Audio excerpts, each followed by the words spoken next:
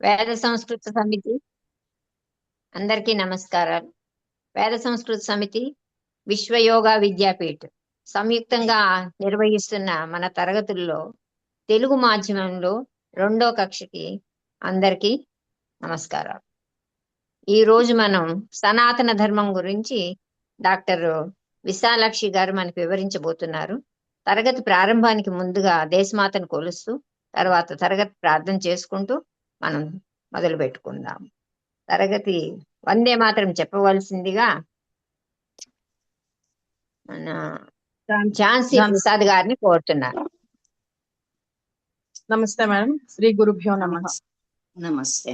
వందే మాతరం వందే మాతరం సుజలాం సుఫలాం మలయజ శీతలాం సస్య శ్యామలాం మాతరం వందే మాతరం శుభ్రాజోష్ణ పులకితయామిని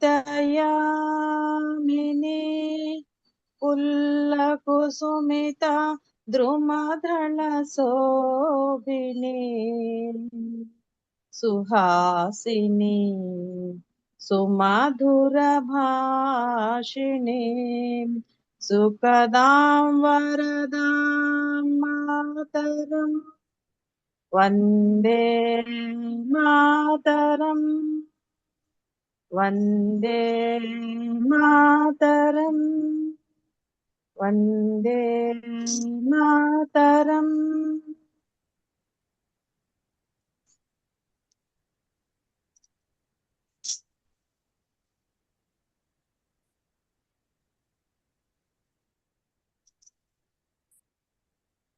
హిమబిందు గారు అండి రెడీగా ఉన్నాను. ముందుగా ఒక నిమిషం ధ్యానం.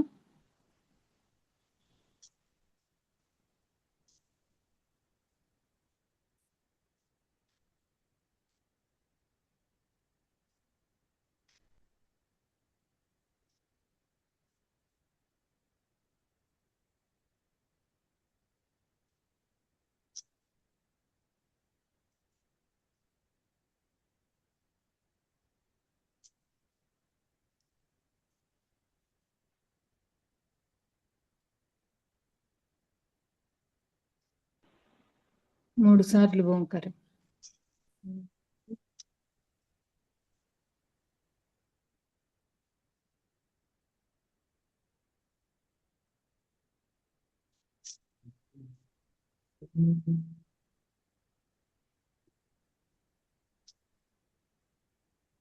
కొంచెం మైక్ దగ్గరికి కూర్చుంటే మీది ఓంకారం వినిపిస్తుంది.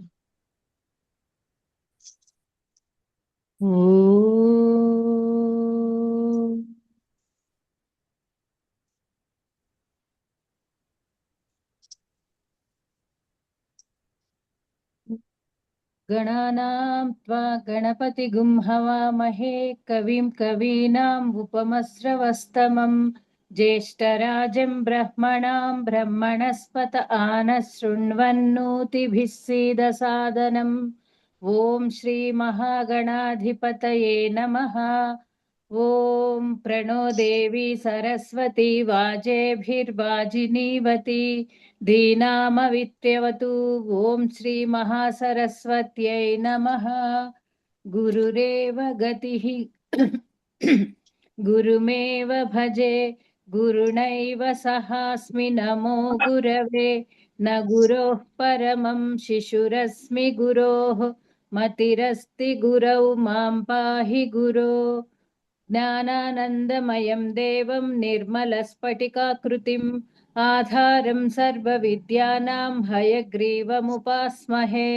శృతిస్మృతిపురాణానాం ఆలయం కరుణాలయం నమామి భగవత్పాద శంకరం లోకశంకరం.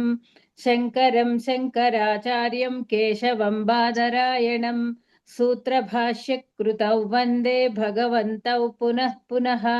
ఈశ్వరో గురురాత్మేతి మూర్తిభేద విభాగినే व्योमवद्व्याप्तदेहाय दक्षिणामूर्तये नमः। असतो मा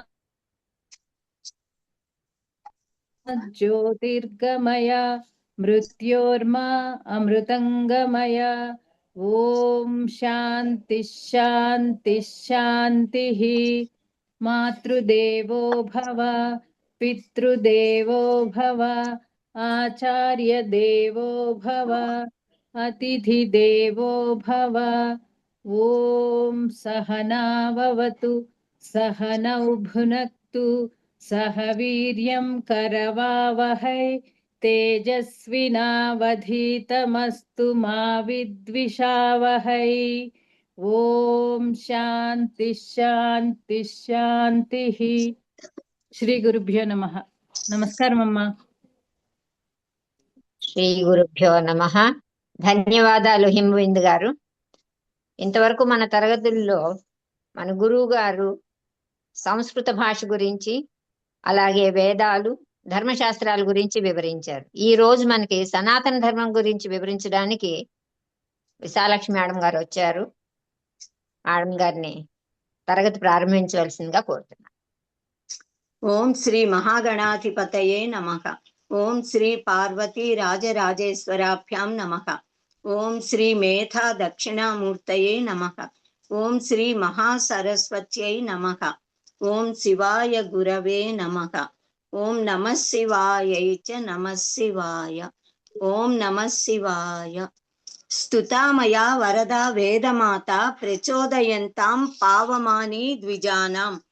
ఆయుః ప్రాణం ప్రజాం పశుం కీర్తిం ద్రవిణం బ్రహ్మవర్చసం మహ్యం దత్వా వ్రజత బ్రహ్మలోకం.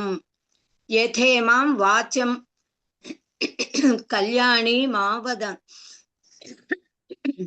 యథేమాం వాచం కళ్యాణి మావదాని జనేభ్యః బ్రహ్మరాజన్యాభ్యాం శూద్రాయ చార్యాయ చ స్వాయ చారణాయ. సనాతన ధర్మం గురించి మనం చెప్పుకుంటున్నాం. మన కోర్సే సనాతన ధర్మము గురించి కనుక మనం అసలు సనాతన ధర్మం అంటే ఏమిటి అన్నది తెలుసుకోవాలి. మనలోనే చాలా మందికి మనం హిందువులం కదా, మనది హిందూ మతం కదా, సనాతన ధర్మం ఏమిటి అంటారు. అంటే మనము సనాతన ధర్మానుయాయులము అని, ధర్మానుయాయులు అంటే ధర్మాన్ని అనుసరించేవారు. మనది సనాతన ధర్మము అని ఆ పదాలు కూడా చాలా మందికి తెలియవు. కనుక సనాతన ధర్మానుయాయులందరికీ, హైందవులందరికీ, భారతదేశంలో ఉన్నవారికి, మనవారు ఎక్కడెక్కడ ప్రపంచం మొత్తం అంతటా ఉన్న అందరికీ కూడా మన భారతీయత అంటే ఏమిటి, సనాతన ధర్మం అంటే ఏమిటి అన్నది తెలియపరచవలసిన బాధ్యత తెలిసిన వారి మీద ఉంది. తెలిసిన వారందరూ కూడా చక్కగా తమ భాషతో, తమ భావాలను, తమదైన మాటలతో, తమ ఆచరణతో మన సనాతన ధర్మం ఏమిటి అన్నది విశ్వానికి తెలియజేయాలి. ధర్మము అనేది కానీ జ్ఞానము అనేది ఏదైనా కూడా అతిథి, బోధ, ఆచరణ, ప్రచారణ అనే 4 పద్ధతులలోనే వ్యాప్తి చెందుతుంది. ముందు మనం తెలుసుకోవాలి. తెలుసుకున్న దానిని 10 మందికి, అతిథి అంటే నేర్చుకోవడం, బోధించాలి. సరైన జ్ఞానాన్ని, సరైన అవగాహన కలిగేలా బోధించాలి. తర్వాత మనం ఏం చెప్తామో దాన్ని ఆచరించాలి. మనం ఆచరించే దానిని విశ్వవ్యాప్తం చేసి అందరికీ కూడా ప్రచారం చెయ్యాలి, లేకపోతే ఎవరికి తెలీదు. సనాతన ధర్మము అంటే అది సర్వమానవ సంక్షేమం కోసం పరమాత్మ చేత, మహర్షుల చేత అనుగ్రహించి ఇవ్వబడిన జ్ఞాన రాశి, జీవన విధానము. సనాతన ధర్మాన్ని గురించి తెలుసుకోవాలి అంటే మన వైదిక వాంగ్మయం మొత్తం తెలుసుకోవాలి. వైదిక వాంగ్మయము, లౌకిక వాంగ్మయము, మన సాహిత్యము, మన జీవితము, మన మహర్షులు ఎందరిలోనూ ఇదిలా విస్తరించి వ్యాపించి ఉంది. ఏది తెలిసినా మనకి సనాతన ధర్మం గురించి తెలిసినట్టే. మనకి తెలిసినా తెలియకపోయినా మనమందరము పాటిస్తున్నది సనాతన ధర్మమే. కనుక సనాతన ధర్మం అంటే ఏమిటి ఇందులో కొన్ని పాయింట్స్ లాగా చెప్తాను. వాటిని గురించి మనం కొద్దిగా అవగాహన కలిగిన సనాతన ధర్మం అంటే ఏమిటి అన్నది తెలిసిన వారం అవుతాం.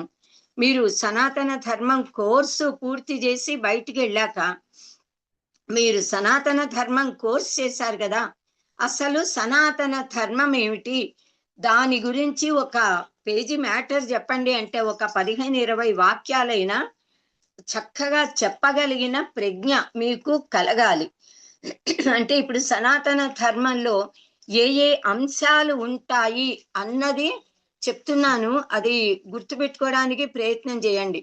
అసలు సనాతన ధర్మం అంటే ఏమిటి, సనాతన ధర్మము ఎప్పుడు ఎలా ఆవిర్భవించింది, సనాతన ధర్మము చేస్తున్న బోధల సారాంశం ఏమిటి, అంటే సనాతన ధర్మం దేన్ని బోధిస్తోంది, ఆ సారం ఏమిటి, సనాతన ధర్మము గురించిన వివరణ ఏమిటి, అసలు ధర్మము అంటే ఏమిటి. సనాతన ధర్మం అంటే ముందు ధర్మము అంటే ఏమిటో కూడా తెలియాలి కదా. ఎన్ని రకాల ధర్మాలు ఉన్నాయి, వాటిలో కొన్ని ధర్మాలు కనీసం శాశ్వత ధర్మములు ఋతము అని అంటాము, సామాన్య ధర్మాలు, విశేష ధర్మాలు, ధర్మ సూక్ష్మాలు, ఆపద్ధర్మాలు, మానవ ధర్మాలు, వ్యష్టి ధర్మాలు, సమిష్టి ధర్మాలు, ప్రకృతి ధర్మాలు, జంతు ధర్మాలు, ఆత్మ ధర్మము ఎవరికి వారికి, ఇలా వివిధ రకాలుగా ధర్మము అనేది ఉంది. వీటన్నింటి గురించిన అవగాహన మనకి కలగాలి. ధర్మము యొక్క లక్షణాలు ఏమిటి, ధర్మానికి అనేక ముఖాలు ఉన్నాయి, అనేక లక్షణాలు ఉన్నాయి. వాటిల్లో మను ధర్మ శాస్త్రంలో మను మహర్షి ఒక్క శ్లోకం చెప్పారు, అందులో 10 లక్షణాలను, సనాతన ధర్మ లక్షణాలను చెప్పారు. ఆ శ్లోకంలో చెప్పిన కనీసం ఆ 10 లక్షణాలని మనం వివేచన చేసి తెలుసుకుంటే బాగుంటుంది. సమయం ఉంటే చాలా వివరంగా చెప్పుకోవచ్చు, లేదా సంక్షిప్తంగా అయినా. ధృతి క్షమ, దమోస్తేయం, దమః అస్తేయం, శౌచం ఇంద్రియ నిగ్రహ, హ్రీర్విద్యా సత్యం అక్రోధక, ఏతత్ ధర్మస్య లక్షణం.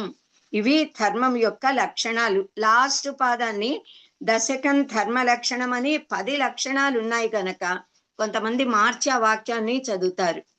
ఇప్పటికి 7 పాయింట్స్ చెప్పాను. ఇంకా 8వ పాయింట్ అంశము సనాతన ధర్మంలో అత్యంత ప్రధానమైన అంశాలు. ఈ ఒక్క అంశంలో మనం 22 పాయింట్స్ ని చెప్పుకోవచ్చు.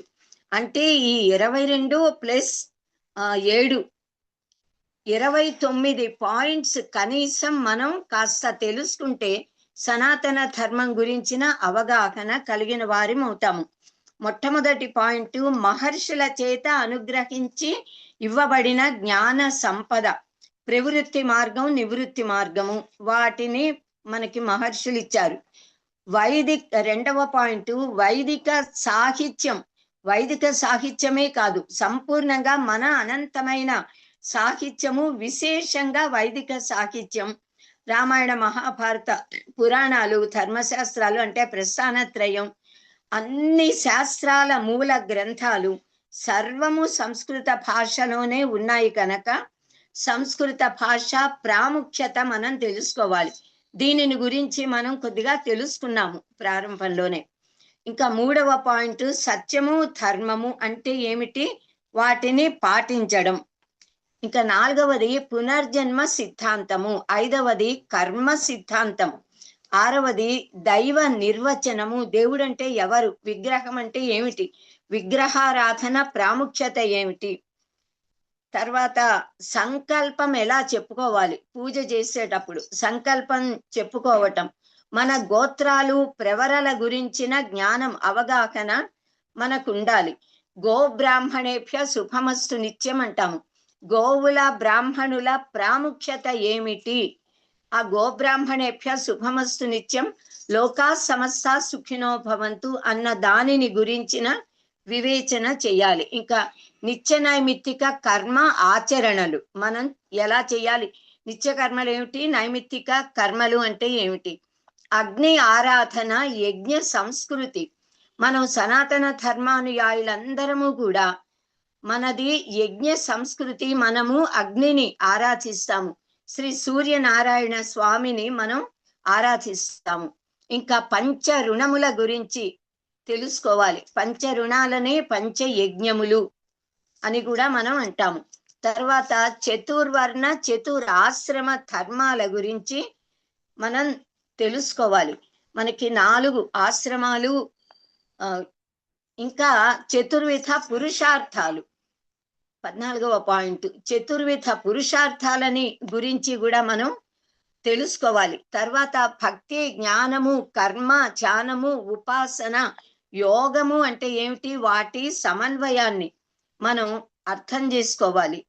తర్వాత గురు శిష్య సంబంధము, గురుకుల విద్యా విధానము. లక్షల సంవత్సరాలుగా మన భారతదేశంలో గురుకుల విద్యా విధానమే ఉన్నది. బ్రిటిష్ వారి పాలన మొదలయ్యాక మెకాలే విద్యా విధానం వచ్చింది. మన గురుకుల విద్యా విధానాన్ని, మన జ్ఞానాన్ని, మన భాషని పక్కన పెట్టేశారు. మళ్ళీ మనం వాటిని పునరుద్ధరించుకోవలసిన అవసరం ఉంది. తర్వాత షోడశ సంస్కారములు గురించి తెలుసుకోవాలి. జీవి మనము పుట్టక ముందు నుంచి పుట్టిన తర్వాత దేహం వదిలాక కూడా మనకి ఆచరింపబడేవి, మనం ఆచరించేవి 16 సంస్కారాలు. ఈ తడవ మనం ఈ షోడశ సంస్కారాల గురించి చాలా విపులంగా తెలుసుకుందాము. తర్వాత 18వ పాయింట్ కుటుంబ వ్యవస్థ, వైవాహిక జీవిత ప్రాముఖ్యత.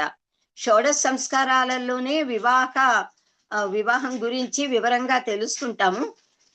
అయితే కుటుంబ వ్యవస్థ యొక్క ప్రాముఖ్యత ఏమిటి అన్నది ఇక్కడ తెలుసుకుంటాం మనం. తర్వాత ఇంకా మనకి సనాతన ధర్మంలో స్త్రీలు, మహిళలు, స్త్రీలకి ఉన్నటువంటి స్థానము, గొప్పదనము మన చరిత్రలో, మన పురాణాలలో ఉన్న అత్యంత మహిమోపేతులైనటువంటి స్త్రీమూర్తులు. ఆ స్త్రీమూర్తుల గురించి మనం తెలుసుకోవాలి. తర్వాత అనూచానంగా వస్తున్న ఆచారాలు, సంప్రదాయాలు, ట్రెడిషన్స్ అండ్ కస్టమ్స్ అంటామే, అవి వాటి వెనకాల ఉన్న వైజ్ఞానికత, దాన్ని మనం తెలుసుకోవాలి. తర్వాత పండగలు, చాలా సంప్రదాయాలలో మనకి ఉన్నటువంటి ఇన్ని పండగలు, వాటి వెనకాల తాత్వికమైన, రాజకీయపరమైన, ఆర్థికపరమైన, సాంఘికపరమైన, ఆరోగ్యపరమైన, యోగపరమైన, అనేకమైన భౌగోళికపరమైన, ఖగోళపరమైన, జ్యోతిశాస్త్రపరమైన అంశాలు ఉంటాయి. వాటన్నిటినీ కూడా మనం తెలుసుకోవాలి. కనుక ఇన్ని పండగలు వేరే వారికి ఎవరికి కూడా లేవు, మన భారతీయులకి ఉన్నట్లుగా. సో పండగ అంటే ఏమిటి, దాని ప్రాముఖ్యతలు అవి మనం తెలుసుకుని, తర్వాత 22వ పాయింట్ అసలు సకల వేద సారము కూడా సనాతన ధర్మమే అన్న దానిని మనం తెలుసుకోవాలన్నమాట. ఇవి పాయింట్స్ మొత్తం 7 + 22 29 పాయింట్స్ ని మనం తెలుసుకోవడానికి ప్రయత్నం చేయాలి. అయితే ఇప్పుడు ఈ ఫస్ట్ లెవెల్లో ఇంట్రడక్షన్ లో 7 పాయింట్స్ ఇప్పుడు వరుసలో మొదట్లో చెప్పినవి సనాతన ధర్మం అంటే ఏమిటి అన్న దాని నుంచి 7 పాయింట్స్ ఇవాళ రేపు అంటే 2 క్లాసుల్లో చెప్పుకుందాము. తర్వాత షోడశ సంస్కారాలు చెప్పుకుందాము. సెకండ్ లెవెల్లో కొన్ని, థర్డ్ లెవెల్లో, ఫోర్త్ లెవెల్లో మిగతావి ఈ 29 అంశాల గురించి మనం తెలుసుకుంటాము. మొట్టమొదటి పాయింట్, సనాతన ధర్మము అంటే ఏమిటి? సనాతనము అంటే శాశ్వతం, ఎటర్నల్ అంటామే. సృష్టి ఎప్పుడు ప్రారంభమైందో అప్పటి నుంచి ఉన్నది సనాతనము. పరమాత్మను సనాతనుడు అంటాము. విష్ణు సహస్రనామాలలో కూడా సనాతనుడు అనే పదం పరమాత్మకి ఉంది. విష్ణుమూర్తి, విష్ణు అంటేనే సర్వవ్యాపక చైతన్యం. సనాతన ధర్మము అంటే శాశ్వతమైన ధర్మము.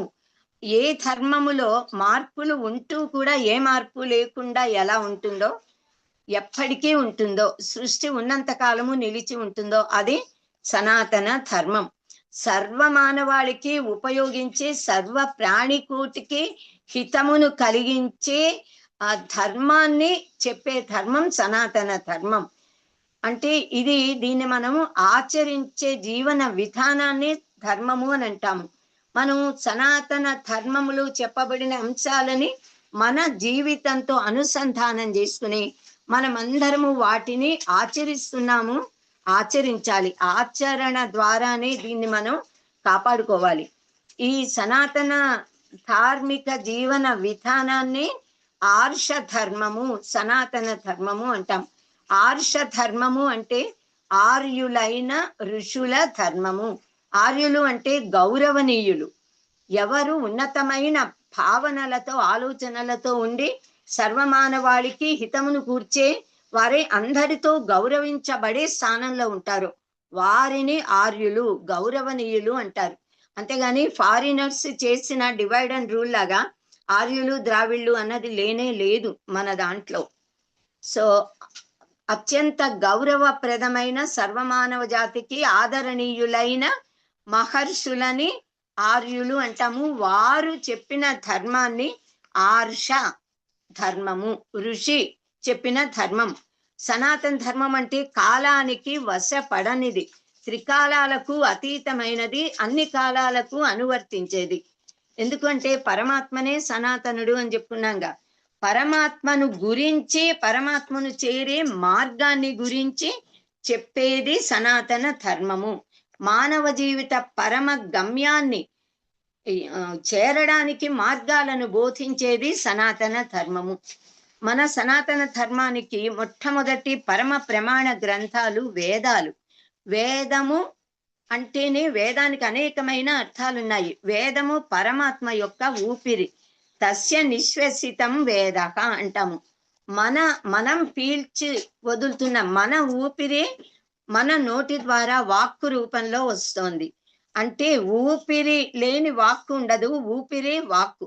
ఆ వాక్కు ధ్వని అన్నది మొట్టమొదట్లో వచ్చిన పరమాత్మ ద్వారా వచ్చిన ధ్వని ఓంకారము, ఓం అన్నది.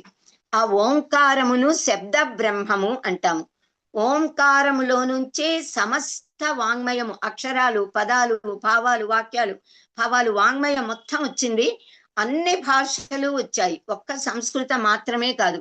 ఓంకారంలో నుంచి జ్ఞాన విజ్ఞాన భాండాగారాలైన వేదాలు సర్వము వచ్చి నామనామి అని అంటాం. వస్తువులన్నీ కూడా వచ్చాయి, యావత్ విశ్వము వచ్చింది. ప్రపంచమంతా ఓంకారంలోంచే వచ్చింది.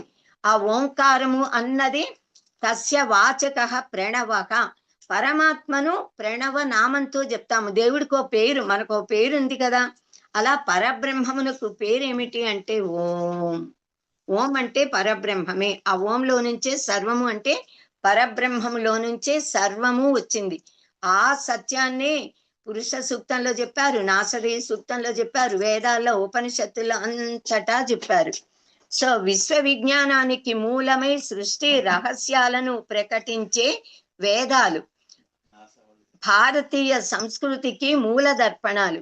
వేద సారం ఉపనిషత్తులు. 4 వేదాలు, 4 ఉపవేదాలు, 6 వేదాంగాలు, షడ్దర్శనాలు, తర్వాత 18 పురాణాలు, మళ్ళీ 18 ఉప పురాణాలు, ఔప పురాణాలు, ఆగమ శాస్త్రాలు, శ్రీమద్ రామాయణ మహాభారత ఇతిహాసాలు, బాదరాయణుని బ్రహ్మసూత్రాలు, ఉపనిషత్తులు, భగవద్గీత, ఈ మూడింటిని ప్రస్థానత్రయం అంటాము. ప్రస్థానత్రయము, ధర్మశాస్త్రములు, ఇంకా అనేకము సర్వశాస్త్రముల గ్రంథములు. ఇవన్నీ కూడా సనాతన ధర్మ గ్రంథాలు, సనాతన ధర్మానికి ఆధారభూతములైన గ్రంథములు. భగవంతుడు అనుగ్రహించి మనకిచ్చినవి, మహర్షులు దర్శించి మనకు విశ్వశ్రేయోదాయక జీవన మార్గాన్ని సూచించారు, తెలియపరిచారు. ఇలా ఉండాలి, ఇలా ఉండకూడదు అని విధి నిషేధ రూపాలలో మనకు చెప్పారు. కనుక సనాతన ధర్మము అంటే ఇది ఒక మతం కాదు. మిగతా మతాలు ఉన్నట్లుగా వివిధ ఇతర మతాలు మనకి తెలిసిందే, అలాంటిది కాదు. ఇది మానవ జీవన విధానం. సనాతన ధర్మాన్నే మనం హిందూ మతం అంటున్నాము. సో మన ధర్మము, మన సంస్కృత భాష, మన సంస్కృతి, సభ్యత, సంస్కృతి, ఈ 3 కూడా అవిభాజ్యములు, ఒక్కదానితో ఒకటి పెనవేసుకుని అనుబంధంతో ఉంటాయి, విడదీయ రానివి. మన సనాతన ధర్మం హైందవ సంస్కృతి ప్రపంచ మానవులందరికీ కూడా మార్గదర్శకం. ఇదే అనుసరణీయము. మనము మన సనాతన ధర్మంలో శం ద్విపదే శం చతుష్పదే అని చెప్తాము. అంటే మానవులందరికీ పశుపక్ష్యాదులకి కూడా శుభము కలుగుగాక అని మన సనాతన ధర్మం కోరుతుంది. సర్వమానవులు సర్వ ప్రాణులు శాంతితో ఉండాలి అని చెప్తుంది. మనిషి శాంతిగా ఉంటే విశ్వమంతా ప్రకృతి కూడా ప్రశాంతంగా ఉంటుంది. విశ్వశాంతిని కాంక్షించటమే సనాతన ధర్మంలో ఉన్న గొప్పదనం. మానవ జాతి ఉన్నంత కాలము కూడా ఈ సనాతన ధర్మం అనేది ఉంటుంది. ఎందుకంటే ఇది చాలా ఉదాత్తమైనది, అత్యంత విస్తృతమైనది, అత్యంత గహనము గంభీరమైనది, అత్యంత వెసులుబాటు కలిగింది. ఈ సనాతన ధర్మంలో నువ్వు ఇలాగే ఉండాలి అని చెప్పారు. ప్రతిదానికి కూడా ప్రత్యామ్నాయాలు ఉంటాయి. ఇలా కాకపోతే అలా, అలా కాకపోతే ఇలా అనేది ఉన్నది మన దగ్గర. సో భగవంతుడు ఏ మతంలో ఎవరిని పుట్టించాడో వారు ఆ మత సూత్రాలను అనుసరిస్తూ జీవిస్తూ కూడా తరించవచ్చు, ముక్తి పొందవచ్చు అని మన సనాతన ధర్మం చెప్పింది. ఇలా ఈ చెప్పిన ఏకైక మతం సనాతన ధర్మం. మిగతా ఎవ్వరూ అలా చెప్పరు. ఏ నామరూపాలతో ఏ పద్ధతిలో ఆరాధించినా ఆరాధించబడేది ఒక్క పరమాత్మే, ఉన్నది ఒక్క తత్వమే. దాన్నే అనేక నామరూపాలతో భిన్న మానవులు కొలుస్తున్నాము. సో ఏ నామరూపాలతో ఆచరించినా పరమాత్మకే చెందుతాయి అని శ్రీకృష్ణ పరమాత్మ భగవద్గీతలో చెప్పాడు. యో యో యాం యాం తనూం భక్తః శ్రద్ధయార్చితుమిచ్చతి తస్య తస్య అచలాం శ్రద్ధం తామేవ విదధామ్యహం. ఎవరు ఎందులో పుట్టి ఎలా ఉంటే వారికి అందులో నిష్ఠ కలిగించి వాళ్ళని కాపాడుతానని చెప్పాడు. మన సనాతన ధర్మాన్ని నాశనం చేయాలని పనికట్టుకుని అనేక దండయాత్రలు చేశారు. ఎప్పటి నుంచో పరమతస్తులు విధ్వంసం చేశారు. ఇలా అల్లకల్లోలను సృష్టించిన మన సనాతన ధర్మం నిలదొక్కుని ఉంది అంటే సృష్టి ఉన్నంత కాలము ఉండేది మన సనాతన ధర్మమే. స్వామి వివేకానంద మన సనాతన ధర్మాన్ని మదర్ ఆఫ్ ఆల్ లాంగ్వేజెస్ అన్నారు. సనాతన ధర్మం ఎప్పుడు ఎలా ఆవిర్భవించింది అన్నది ఒక్క నిమిషం.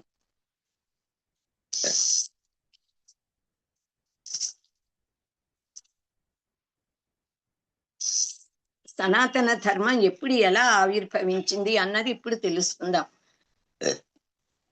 మన సనాతన ధర్మం ఎలా ప్రభవిల్లింది తెలుసుకోవాలంటే నిర్గుణ నిరంజన సచ్చిదానంద అనంత స్వరూపమైన పరబ్రహ్మం ఆయన ఏకోహం బహుశ్యాం అని సంకల్పించాడు. ఎందుకంటే ఏకాకి న రమతే అంటారు. ఒక్కడే ఉంటే ఆనందం ఉండదుట. పరమాత్మలోని ఆ స్పందన, దాన్ని జగన్మాతగా చెప్తాము, మాయగా చెప్పారు. ఆ స్పందన వల్ల సృష్టి ఏర్పడింది. పరమాత్మ నిశ్వసితము మనం వేదమని చెప్పుకున్నాం కదా. శ్రీ మహావిష్ణువు యొక్క నాభి కమలంలోంచి చతుర్ముఖ బ్రహ్మదేవుడు ఆవిర్భవించాడు. పరమాత్మ బ్రహ్మదేవుడికి 4 వేదాలని ఇచ్చాడు. బ్రహ్మదేవుడు ఆ వేద విజ్ఞానంతో సృష్టి చేశాడు. ఆ వేదాల సారమే సనాతన ధర్మము. బ్రహ్మదేవుడి నుండి వెలువడిన ఆ దివ్య మహర్షులు అంటే బ్రహ్మలో నుండి సిద్ధులు సాచులు ఆయన దేహంలోంచి మనస్సులోంచి రోమకూపాలలోంచి ఆవిర్భవించారు. ఈ మహర్షులందరూ కూడా తపస్సు చేశారు. సిద్ధులు సాచులు ఋషులు కలిసి వారికి వేదవాణి వినిపించింది, దర్శనం ఇచ్చిందిట. ఆ మహర్షులు మనకి ఇలా చెప్పారు, మనని ఉద్బోధించారు. శృణ్వంతు సర్వే అమృతస్య పుత్రాః ఆయే ధామాని తవాని తస్యుః వేదాహమేతం పురుషం మహాంతం ఆదిత్యవర్ణం తమసస్తు పారే తమేవ జ్ఞాత్వా అతి మృత్యుమేతి నాణ్య పంథ అయనాయ విద్యతే. నాణ్య పంథ విద్యతే అయనాయ అన్న ఈ దివ్యమైన వాణిని మనమందరం కూడా వినాలి. మనని మహర్షులు అమృతస్య పుత్రాః, ఓ అమృత పుత్రులారా శృణ్వంతు, మీరందరూ వినండి అంటూ మనకి చెప్పారంటే వేదమాత మనని అమృత స్వరూపులారా అని సంబోధించింది. మానవ జీవితం అత్యంత స్వల్పమైనది కదా. ఈ జన్మలోనే మనం ఆత్మజ్ఞానాన్ని పొందాలి. వేదాలలో చెప్పబడిన పరమాత్మను తెలుసుకుని మనం మృత్యువును తరించాలి, దాటాలి. జనన మరణ వలయంలో నుంచి బయటపడి శాశ్వతానంద ధామంలో చేరాలి, పరమాత్మను చేరాలి అని మనకి మన ధర్మం బోధిస్తుంది. అమృతము అని అంటే మరణం లేనిది అంటే పరమాత్మ. పరమాత్మ నుంచే ఉద్భవించినటువంటి సంతానమైన మనం మళ్ళీ పరమాత్మను చేరాలి. వేదము మనని అగ్నిమిచ్చత్వం భారత, ఓ భారతీయులారా మీరందరూ కూడా అగ్నిని ఆరాధించండి అని ఉపదేశిస్తోంది. అగ్ని పరబ్రహ్మకు ప్రతీక. పూర్వం మన వారందరూ కూడా ఉదయం, మధ్యాహ్నం, సాయంత్రం కూడా అగ్నిలో హవిస్సులు సమర్పించేవాళ్ళు. అగ్ని అసలు ఎప్పుడు కూడా నిధనమయ్యేదే కాదు. త్రికాల సంధ్యావందనాలని అందరూ ఆచరించేవాళ్ళు. ఇప్పుడు కూడా చాలా మంది ఉన్నారు అలా నిష్టగా ఆచరించేవాళ్ళు. సూర్య భగవానుడిని ఆరాధించేవారు. ఆ వాన పడి ఎప్పుడైనా మేఘ చెన్నాస్తు దుర్దిన అంటారు. మేఘాల వల్ల సూర్యుడు కనిపించకపోతే దుర్దినము. సూర్య భగవాను చూశాకే అతిథికి భోజనం పెట్టాకే తినేవాళ్ళు అనమాట. హిమాలయాలకు సమీపంలో సరస్వతి నది, వృషద్వతి నది ఇలాంటి పవిత్రమైన కొన్ని నదులు ఉన్నాయి. ఈ నదుల గురించిన ప్రస్తావన మనకి వేదాలలో ఉంది. ఋగ్వేదంలో వేదాలలో కనిపిస్తుంది. విశేషంగా ఈ వృషద్వతి, సరస్వతి నదుల మధ్య ప్రాంతం, ఆ ప్రాంతాన్ని బ్రహ్మావర్తము అని అంటారు. అక్కడ బ్రహ్మలు, బ్రాహ్మణులు, వేదములు, ఋషులు సంచరించేవారు. అక్కడ దేవతలు ఒక మానస యాగం చేశారట. దీని గురించే మనకి పురుష సూక్తంలో చెప్పారు. సాధ్య దేవతలు ఆ యజ్ఞంలో వసంత ఋతువును ఆవు నెయ్యిగా సమర్పించారట. గ్రీష్మ ఋతువులనే హవిస్సులుగా సమర్పిస్తున్నారు. ఎందుకంటే ఇది విశ్వయాగము. ఈ విశ్వం మొత్తం ఆవిర్భవించడానికి కారణభూతమైన యాగము. గ్రీష్మ ఋతువును సమిధలుగా, శరద్ ఋతువును యజ్ఞ హవిస్సుగా భావం చేశారట. పరబ్రహ్మ వేదాలను సృష్టించినటువంటి బ్రహ్మదేవుడికి అంటే పరబ్రహ్మ వేదాలను బ్రహ్మదేవుడికి ఇచ్చాడు. పరమాత్మ సృష్టించాడు వేదాల్ని. బ్రహ్మదేవుడు అంటే చతుర్ముఖ బ్రహ్మదేవుడు, సృష్టికర్త. ఆయనకిచ్చి ఈ జ్ఞానంతో సృష్టి చేయమన్నాడట. సో ఈ మానస యాగం వల్ల, బ్రహ్మదేవుడి అనుగ్రహం వల్ల కూడా ఋషులు ధ్యానం చేస్తూ ఉన్నప్పుడు వారి హృదయాలలో వేదాలు, వేద విజ్ఞానం స్ఫురించిందిట. ఋషులకి వేద మంత్రాలు వినిపించాయి. వారు వాటిని దర్శించారు. వాటిని హృదయంలో స్ఫురింపజేసిన పరమాత్మ ఇచ్చిన జ్ఞానం అది. దానిని మనకు అనుగ్రహించి మనకిచ్చారు. ఆ వేదాలే మన ధర్మానికి మూలం. ధ్యానం చేసిన ఆ మహర్షులు వారినే బ్రహ్మలు అని అంటాము. వారికి వినిపించినవి, హృదయంలో దర్శనమిచ్చినవి అవి వేదాలు కనుక వాటికి బ్రహ్మ అని పేరు. బ్రహ్మము, బ్రహ్మ అంటే మంత్రాలు, వేదములు. ఆ బ్రహ్మను దర్శించి వాటిని అధ్యయనం చేసి శిష్యులకు అధ్యాపన చేయించి నేర్పించిన వారు కూడా బ్రహ్మలు అనే పిలువబడుతున్నారు. వారే బ్రాహ్మణులు. బ్రహ్మము నుంచి బ్రాహ్మణ అనే పదం ఏర్పడింది. బ్రహ్మము అంటే వేదం. బ్రహ్మము అంటే వేదంలోని ఒక విభాగం. బ్రహ్మము అంటే ఎవరు వేదాన్ని నేర్చుకుంటారో వారు బ్రహ్మము. ఆ బ్రహ్మము ఆచరించి నేర్పించేవారు బ్రాహ్మణులు. సో ఆ కాలంలో బ్రహ్మ అన్నా, బ్రాహ్మణాలన్నా, బ్రాహ్మణులు అన్నా కూడా ఒకే అర్థంలో వాడేవాళ్ళు. ఇప్పుడు కూడా మనం ధార్మిక కార్యక్రమాలు చేసేటప్పుడు మన ఇంటికి ఎవరైనా పూజ ఏది చేయడానికి బ్రాహ్మణులు వచ్చిన బ్రహ్మగారు అని అంటాం మనం. వారు ఈ బ్రాహ్మణులు ఆ కాలంలో, ఈ కాలంలో కూడా బ్రాహ్మణులు ఎప్పుడు బ్రాహ్మీ ముహూర్తంలోనే నిద్ర లేవాలి. అలా నిద్ర లేచేవారు. బ్రహ్మమును అంటే వేదములను పారాయణ చేసేవారు, అధ్యయనం చేసేవారు. పరబ్రహ్మమును ధ్యానం చేసేవాళ్ళు. ఆ పరబ్రహ్మ ఎక్కడున్నాడో, ఎలా ఉన్నాడో ఆయన గురించిన తత్వం ఈ బ్రాహ్మణులు తెలుసుకుని అందరికీ తెలియపరిచారు. బ్రాహ్మణులు అధ్యయనం, అధ్యాపనం అన్నది, దానము, ప్రతిగ్రహణం, యజనము, యాజనము, ఈ 6 కూడా బ్రాహ్మణుల కర్తవ్యాలు. వారు వాటిని చేస్తూ ఉండేవాళ్ళు. అలా ఇప్పుడు కూడా అలాగే చెయ్యాలి. భగవదారాధన ఫలితాలు, భగవంతుని ఎలా ఆరాధించాలి, సాధనాలు ఏమిటి, ఇవన్నీ కూడా బ్రాహ్మణులు మామూలు ప్రజలకి బోధించేవారు. ఆ వేదాల్లో చెప్పబడిన మన సనాతన ధర్మంలో చెప్పబడిన సూత్రాలన్నీ కూడా సార్వకాలికమైనవి, సార్వదేశికమైన సత్యాలను గురించి చెప్పారు. నిర్గుణ పరమాత్మను గురించి, సర్వశక్తిమంతుడైన, సర్వవ్యాపకుడైన, సర్వజ్ఞుడైన పరతత్వము, దాన్ని పరబ్రహ్మము అని అన్నారు. ఆ పరబ్రహ్మమును గురించి చెప్పారు. మన పూర్వీకులు ఆ పరబ్రహ్మమును మన దహరాకాశంలో, అంటే మన హృదయంలో ఉన్న ఆకాశంలో, సూర్యబింబంలో, చంద్రబింబంలో, పంచభూతాలలో కూడా, అగ్నిదేవుడిలో ఆరాధిస్తూ ఉండేవాళ్ళు. ఇప్పుడు కూడా మనం అలాగే ఆరాధిస్తాము. సంధ్యావందనము లేక సూర్యోపస్థానము అని అంటాము. ఆ సంధ్యావందనం అనేది నిత్యకర్మ. అగ్నిలో పరమాత్మను ఆరాధించడాన్ని అగ్ని కార్యము అంటాము. సంధ్యావందనము అగ్ని కార్యము, ఈ రెండు తప్పనిసరిగా బ్రాహ్మణులు చెయ్యాలి. మంత్ర జపం, ఉపదేశం ఉన్నవాళ్ళు గాయత్రి మంత్ర జపం, లేని వాళ్ళు ఏ నామ జపం మంత్ర జపమైనా చేయవచ్చు. శ్రీ విద్య ఆరాధకులు శ్రీచక్ర ఆరాధన, నవావరణ పూజ, అమ్మవారి మంత్ర పంచదశాక్షరి లేక షోడశి మంత్ర జపాలు చేస్తారు.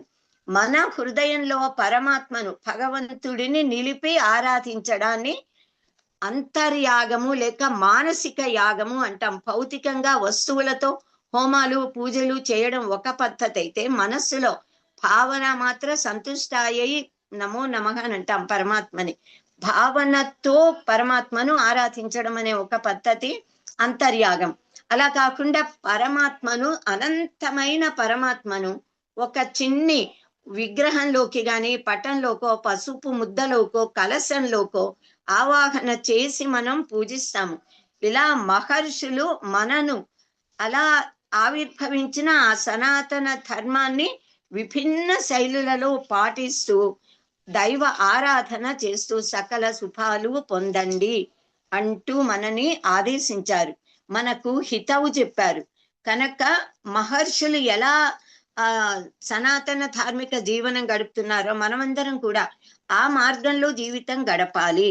వారు చేస్తున్నంత చేసిన తపస్సులు మనం చేయలేకపోయినా, తపస్సు సాధనగా వారు గ్రహించి ఇచ్చిన జ్ఞానాన్ని మనం మనదైన శైలిలో శక్తితో మనం పాటించాలి.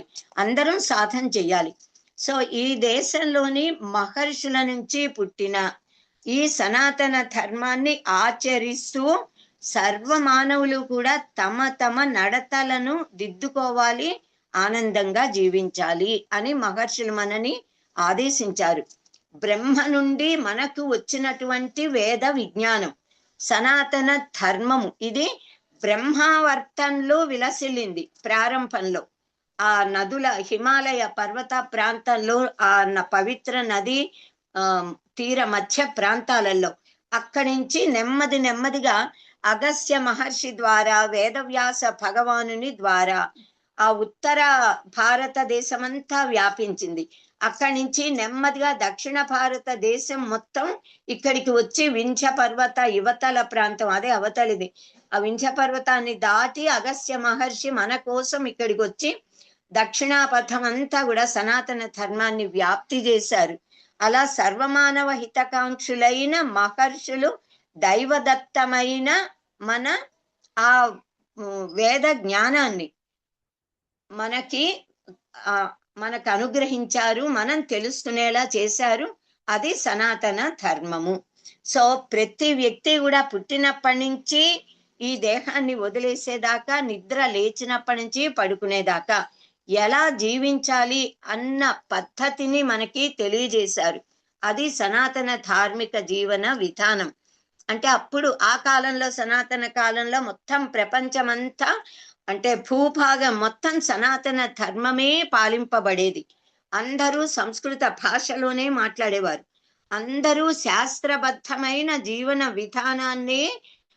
జీవనాన్నే గడుపుతూ సూర్యనారాయణ స్వామిని, అగ్నిహోత్రుడిని ఆరాధిస్తూ జీవించేవాళ్ళు.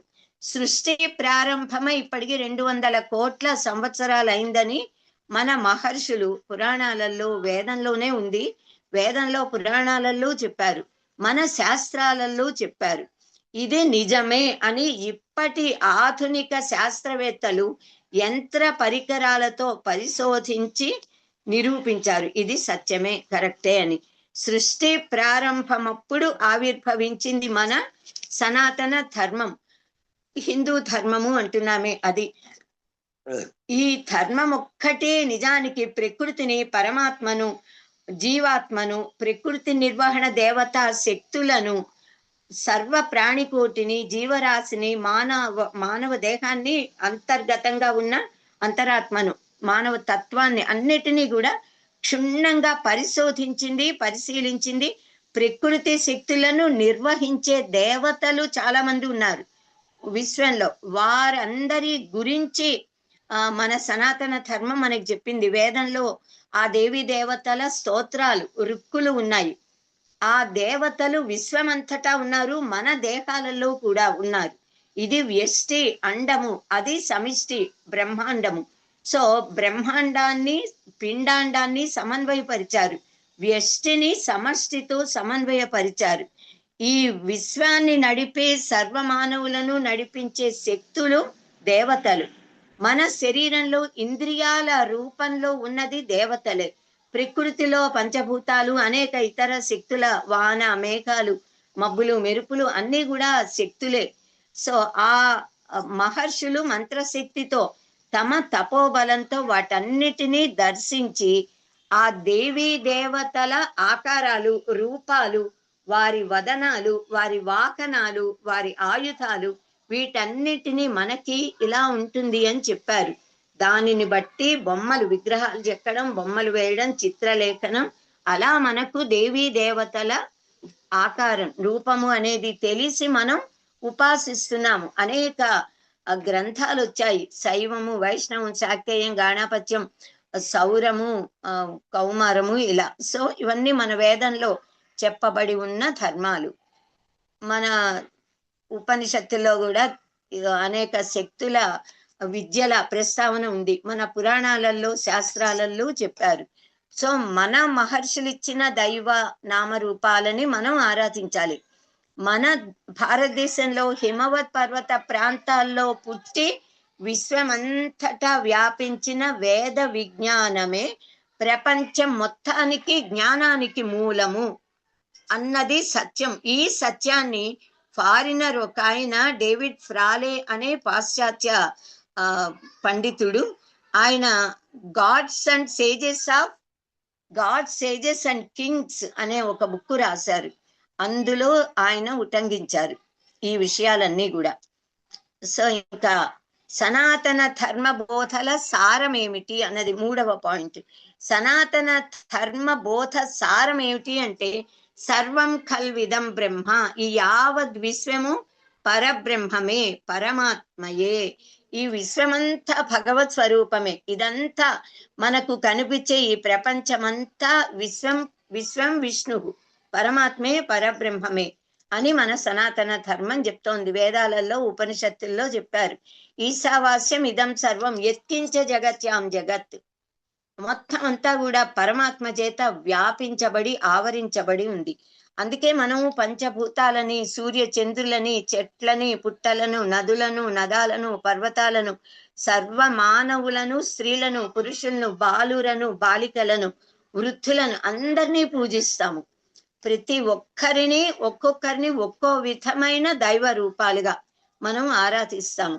సో మన సనాతన ధర్మం విశ్వ శ్రేయస్సుని గురించి చెప్తుంది. అంటే సర్వమానవులు, సర్వ ప్రాణికోటి శాంతితో, సుఖ సంతోషాలతో, పరస్పర సహకారంతో జీవించాలి అని బోధిస్తోంది.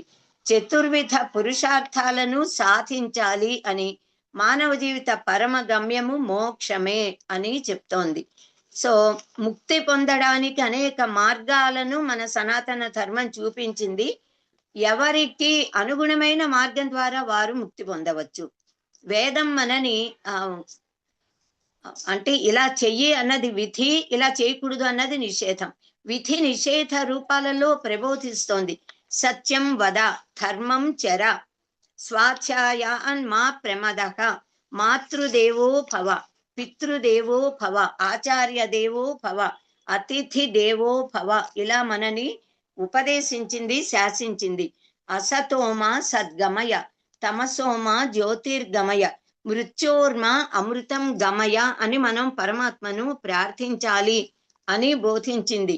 యా ఉపనిషత్సు ధర్మాహ తే మయి సంతు అని మనం పరమాత్మను ప్రార్థించాలని చెప్పింది మనకి.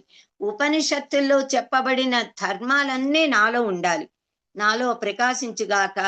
నేను ఉపనిషత్తుల్లో చెప్పిన సత్యం, ధర్మం, సమత, ప్రేమ, అహింస లాంటి అస్థేయము, బ్రహ్మచర్యము, అపరిగ్రహము, యజ్ఞ నిర్వహణ, దయ, శ్రద్ధ, దానము, శౌచము ఇవన్నీ కూడా ఆత్మగుణాలు, దైవ గుణాలు.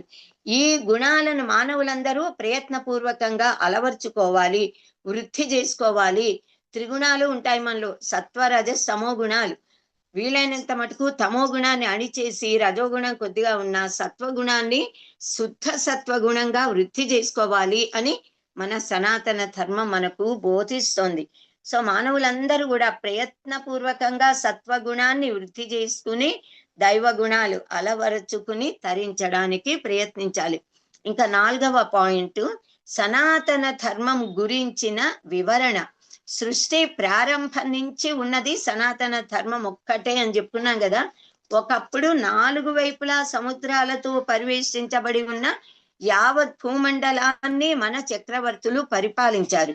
అంబరీష చక్రవర్తి గాని, సగర చక్రవర్తి, సనాతన కాలంలో ఏ ఇతర చక్రవర్తుల్ని తీసుకున్నా వారందరూ 4 వైపులా సముద్రాలతో ఉన్న మొత్తం భూభాగాన్ని పరిపాలించిన చక్రవర్తులు అని చెప్పబడింది. సో మన పురాణాలలో, కావ్యాలలో మనకి విషయాలన్నీ కూడా వివరించారు, మనం అక్కడ చూడొచ్చు. సో 4 వైపులా సముద్రాలు ఒడ్డాండంగా కలిగిన భూభాగానికి ఆనాటి చక్రవర్తులు పాలకులు. అంటే మొత్తం భూభాగం అంతా భారతదేశమే కదా. ఆ కాలంలో ఉన్నది కేవలం భారతదేశము, సనాతన ధర్మం. కానీ తర్వాత నెమ్మదిగా ఏవో మార్పులు, కనుక మార్పుల వల్ల అనేకమైన తేడాలు. మనం ఉత్తరం యత్ సముద్రస్య హిమాద్రేశ్చైవ దక్షిణం వర్షం తద్ భారతం నామ భారతి యత్ర సంతతి అని పురాణంలో చెప్పారు. దక్షిణ మహాసముద్రానికి ఉత్తరాన, హిమాలయాలకు దక్షిణాన ఉన్న దేశానికి భారత వర్షము అని పేరు. అక్కడ నివసించే ప్రజలని భారతీయులు అని అంటారు అని పురాణంలో ఉంది. బ్రహ్మాండ పురాణంలో ఉంది, మహాభారతంలో, శ్రీమద్ భాగవతంలో అన్ని చోట్ల కూడా సప్త ద్వీపాల గురించి వివరించారు. బ్రహ్మాండ పురాణంలో సూత మహర్షి ప్రపంచంలో ఉన్న భూభాగం ఎంత ఉంది, జలభాగం ఎంత ఉంది అని ఆ భూమిని, జలములను వేరు చేసి ఎన్ని రకాల సముద్రాలు పేర్లు వాటన్నిటినీ కూడా వివరించారు. ద్వీపాల వివరణ అక్కడ పురాణంలో మహర్షులు చెప్పారు, వేదవ్యాస భగవానులు. మనకి మనువు, మనమందరం కూడా మనువు మహర్షి నుంచి వచ్చాం కనుక మానవులము. ఆ 14 మంది మనువులు ఉన్నారు, మన్వంతరములు సాగుతూ ఉంటాయి. వీటన్నిటి గురించి పురాణాలలో చెప్పారు. 14 మంది మనువులు ఉన్నారని, ఒకరి తర్వాత ఒకరి మన్వంతరము వస్తూ వెళుతూ ఉంటుంది. కాల గణన చేశారు పరమ అద్భుతంగా. ఇప్పుడు మనం ఉన్నది వైవస్వత మన్వంతరం. సంకల్పంలో చెప్పుకుంటాం కదా, వైవస్వత మన్వంతరే కలిగే ప్రథమ పాదే జంబుద్వీపే అని అంటూ. సో సృష్టి ప్రారంభంలో ఉన్నది స్వయంభువ మనువు.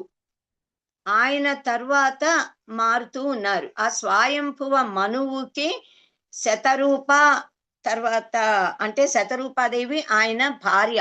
వీరికి కలిగిన సంతానం ప్రియవ్రతుడు, ఉత్తానపాదుడు అనేటటువంటి 2 కొడుకులు.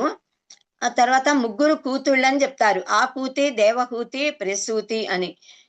ఈ వీరందరికీ పుట్టిన సంతానము అంటే స్వయంభువ మనువు యొక్క మనుమలు, మనవళ్ళు.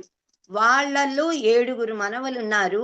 ఆ 7 కూడా ఆ మనువు మహర్షి ఈ మొత్తం భూభాగాన్ని 7 భాగాలుగా చేసి, విభాగం చేసి 7 మనవలకి ఇచ్చాడు. సో 7 ద్వీపాలుగా అవి భావించబడుతున్నాయి. 7 సప్త ద్వీపాలకి వారిని చక్రవర్తులని, రాజులను చేసి వాళ్ళని పాలించమంటే వారు పరిపాలించి తమకి పుట్టిన సంతానానికి తమ భాగాన్ని, తమ ద్వీపాన్ని విభాగం చేసి వాళ్ళకి ఇచ్చారు. వాళ్ళ పిల్లలు వాళ్ళ పిల్లలకి విభాగం చేసి అలా తరతరాలుగా ఎన్ని లక్షల కోట్ల ఏళ్ళు కదా, ఆ మొత్తం అఖండ భూభాగము 7 ముక్కలయ్యి తర్వాత ఆ 7గురు వారి వారి సంతానాన్ని బట్టి ముక్కలయ్యి అవి మళ్ళీ ముక్కలు ముక్కలుగా ఇప్పుడు ఇలా ఈ దేశాల కింద ఈ పేర్లతో ఇలా ఉంది. దేశాలుగా, ద్వీపాలుగా, పట్టణాలుగా, నగరాలుగా, అనేక విధాలుగా. సో మొత్తానికి 7 ద్వీపాలు. సో అవి ఆ 7గురు ఎవరు అన్నది మనం తెలుసుకోవాలి. అంటే ఆ విధంగా కాలక్రమంలో అనేక రాజ్యాలు ఏర్పడ్డాయి. కానీ సప్తద్వీపాలకి చక్రవర్తులైన మను మహర్షి యొక్క మనుమలు, వాళ్ళ పేర్లు, సప్తద్వీపాల పేర్లు మనం తెలుసుకోవాలి. బ్రహ్మదేవుడు, స్వయంభువ మనువు, శతరూప వారి పిల్లలు, ప్రియవ్రతుడు, ఉత్తానపాదుడు వారి సంతానం, వాళ్ళు ఈ మనవలందరూ కూడా అన్నమాట. సో జంబూ ద్వీపము అనేది అగ్నేంద్రుడు అనే మనవడికి ఇచ్చాడు. ప్లక్షద్వీపము అనే ద్వీపాన్ని మేధాతిథి అనే మనవడికి, శాల్మలి ద్వీపమును వపుష్మంతునికి, కుశద్వీపాన్ని జ్యోతిష్మంతుడు అనే మనవడికి, క్రౌంచ ద్వీపమును జ్యుతిమంతుడు, శాఖ ద్వీపము హవ్యుడు, పుష్కర ద్వీపము సేవనుడు అనే మనవలకు ఈ ద్వీపాలను పంచి ఇచ్చాడు ఆయన మను మహర్షి. ప్రస్తుతం ఇప్పుడు మనం ఉంటున్నది జంబూ ద్వీపంలోని భరత వర్షంలోని భరత ఖండం, భారతదేశం. జంబూ ద్వీపము కాలక్రమంలో 9 ఖండాలుగా విభాగం చేయబడింది, విభజించబడింది. అంటే జంబూ ద్వీపాన్ని పరిపాలించిన అగ్నేంద్రునికి 9 మంది మగ సంతానం కలిగారు కనుక వారికి ఆయా దేశ భాగాలను దాన్ని విభాగం చేసి పంచి ఇచ్చాడు ఆయన. ఆ 9 ఖండాలు, ఖండం అంటే ముక్క అని అంటాం. ఆ 9 ఖండాలు ఏమిటి అంటే ఇలావృత వర్షము, భద్ర వర్షము, హరివర్షము, కేతుమాల వర్షం, రమ్యక వర్షం, హిరణ్మయ వర్షం, కురు వర్షం, కింపురుష లేక కిన్నర వర్షం, భరత వర్షం. ఇలావృత వర్షం అంటే ఇప్పటి టిబెట్ అని చెప్తారు. భద్ర వర్షము అంటే హిమాలయ ప్రాంతాలట, హిమాలయాలకి తూర్పు వైపు భాగం. హరివర్షము అంటే అరేబియా సముద్రానికి చుట్టుపక్కల అవతల వైపు ప్రాంతం. కేతుమాలం అంటే ఇరాన్, టర్కీ ప్రాంతాలుట. రమ్యక వర్షం అంటే రష్యా, సైబీరియా. ఇంకా హిరణ్మయ వర్షం అంటే మంచూరియా, బంగారం హిరణ్మయం అంటే. కురు వర్షం అంటే మంగోలియా. కింపురుష లేక కిన్నర వర్షం అంటే హిమాలయాల దక్షిణ ప్రాంతంట. భరత వర్షం అంటే మన భారతదేశం ఉపఖండం. సప్తద్వీప వసుంధర అయిన మొత్తం భూమిని ఒకప్పుడు పరిపాలించింది మనువు సంతానం. ఇప్పుడు కూడా మనువు సంతానమే మనమందరం మానవులం. కానీ అప్పుడు సప్తద్వీపాలలో ఇప్పుడు మనదైన భారత సంస్కృతి, సంస్కృత భాషలే ఉండేవి. కానీ కాలక్రమంలో అనేక మార్పులు, ద్వీపాలుగా విభజించబడ్డాయి, ఖండాలుగా విభక్తమయ్యాయి. కొత్త పోకడలు, కొత్త సంప్రదాయాలు, కొత్త మతాలు. ఎన్ని లక్షల కోట్ల మంది మానవులు ఉంటే అన్ని రకాల భావనలు, ఆలోచనలు ఉంటూనే ఉంటాయి.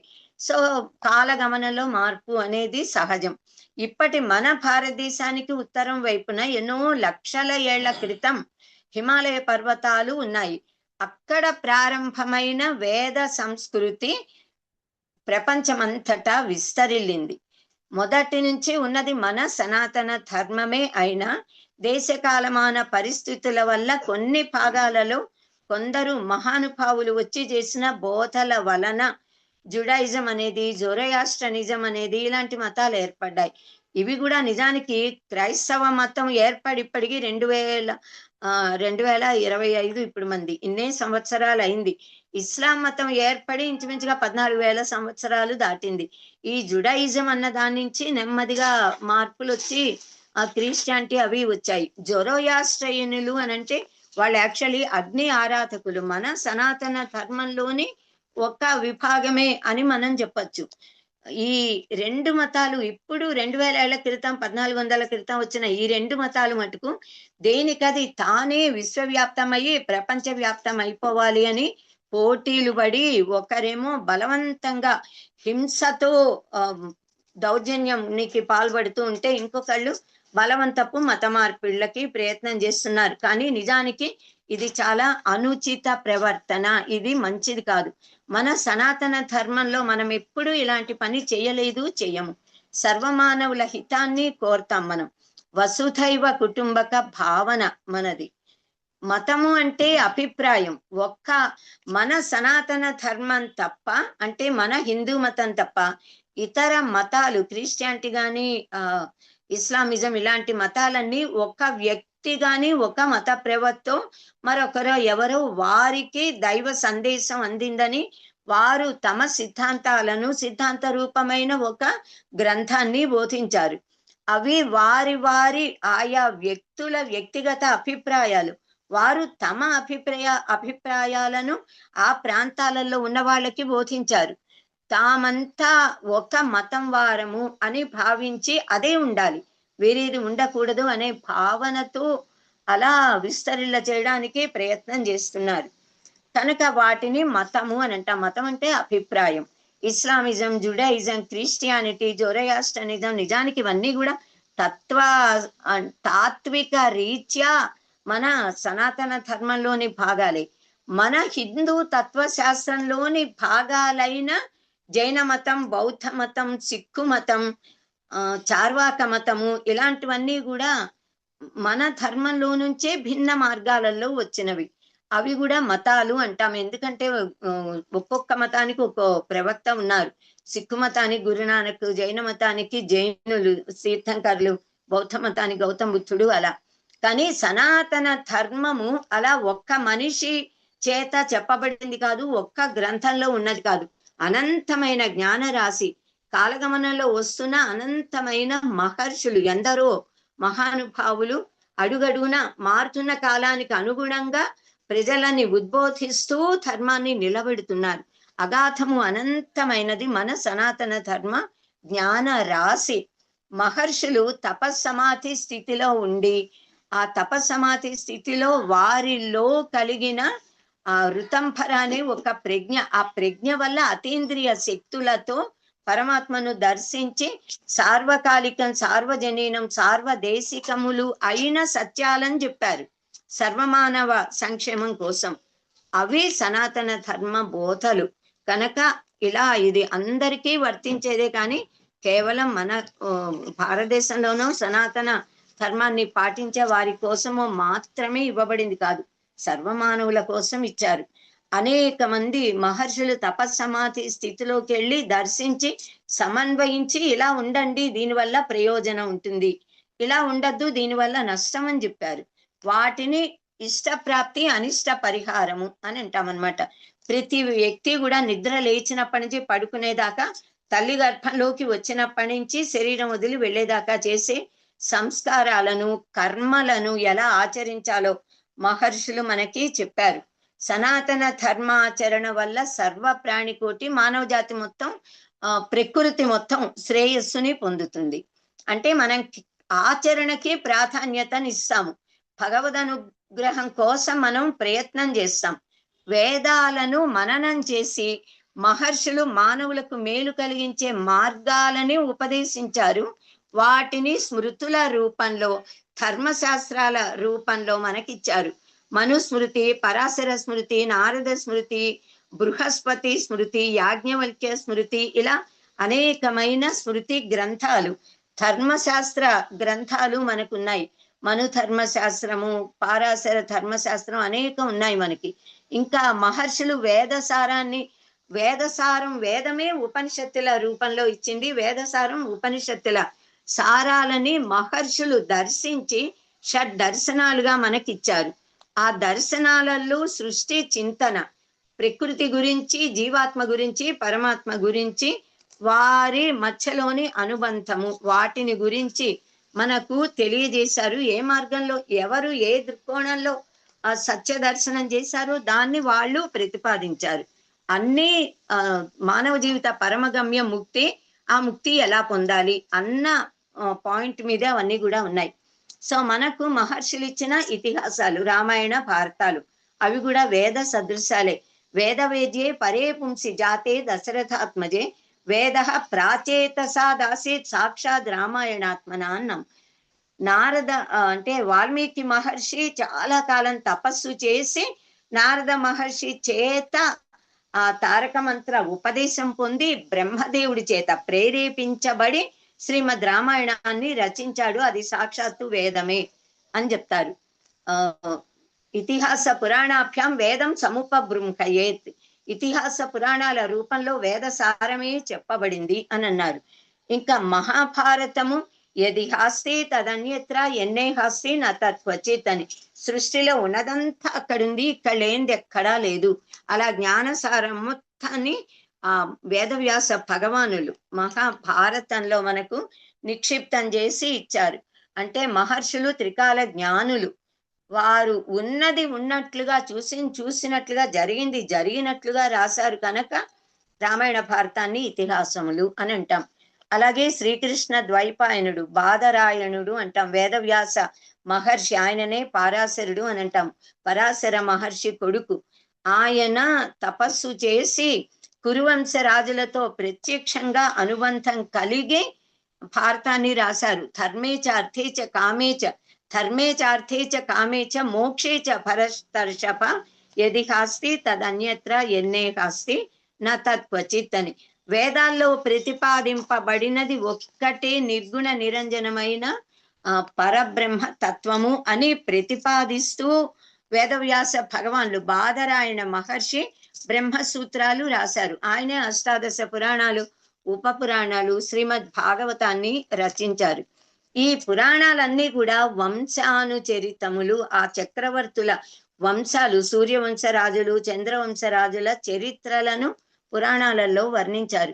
చరిత్రలు ఏ రాజులు ఏ కాలంలో ఉన్నారో, ఎన్నేళ్లు రాజ్యం ఏలారో, ఎలాంటి కీర్తిని సంపాదించారో చెప్తారు. కానీ పురాణాలలో ఆ జీవుడు, ఒక మనిషి అంటే అందులో ఒక జీవుడు ఉంటాడుగా, ఆ జీవులు ఆచరించిన కర్మల ఫలాలు, ఏ జన్మలు ఏ కర్మలు చేశారు, వాటి ఫలాలు ఏమిటి, వాటి యొక్క ఫలాలని రాబోయే ఏ జన్మలలో ఎలా పుట్టి వాళ్ళు వాటిని అనుభవించారు, వాటిని పురాణాలలో చెప్పారు.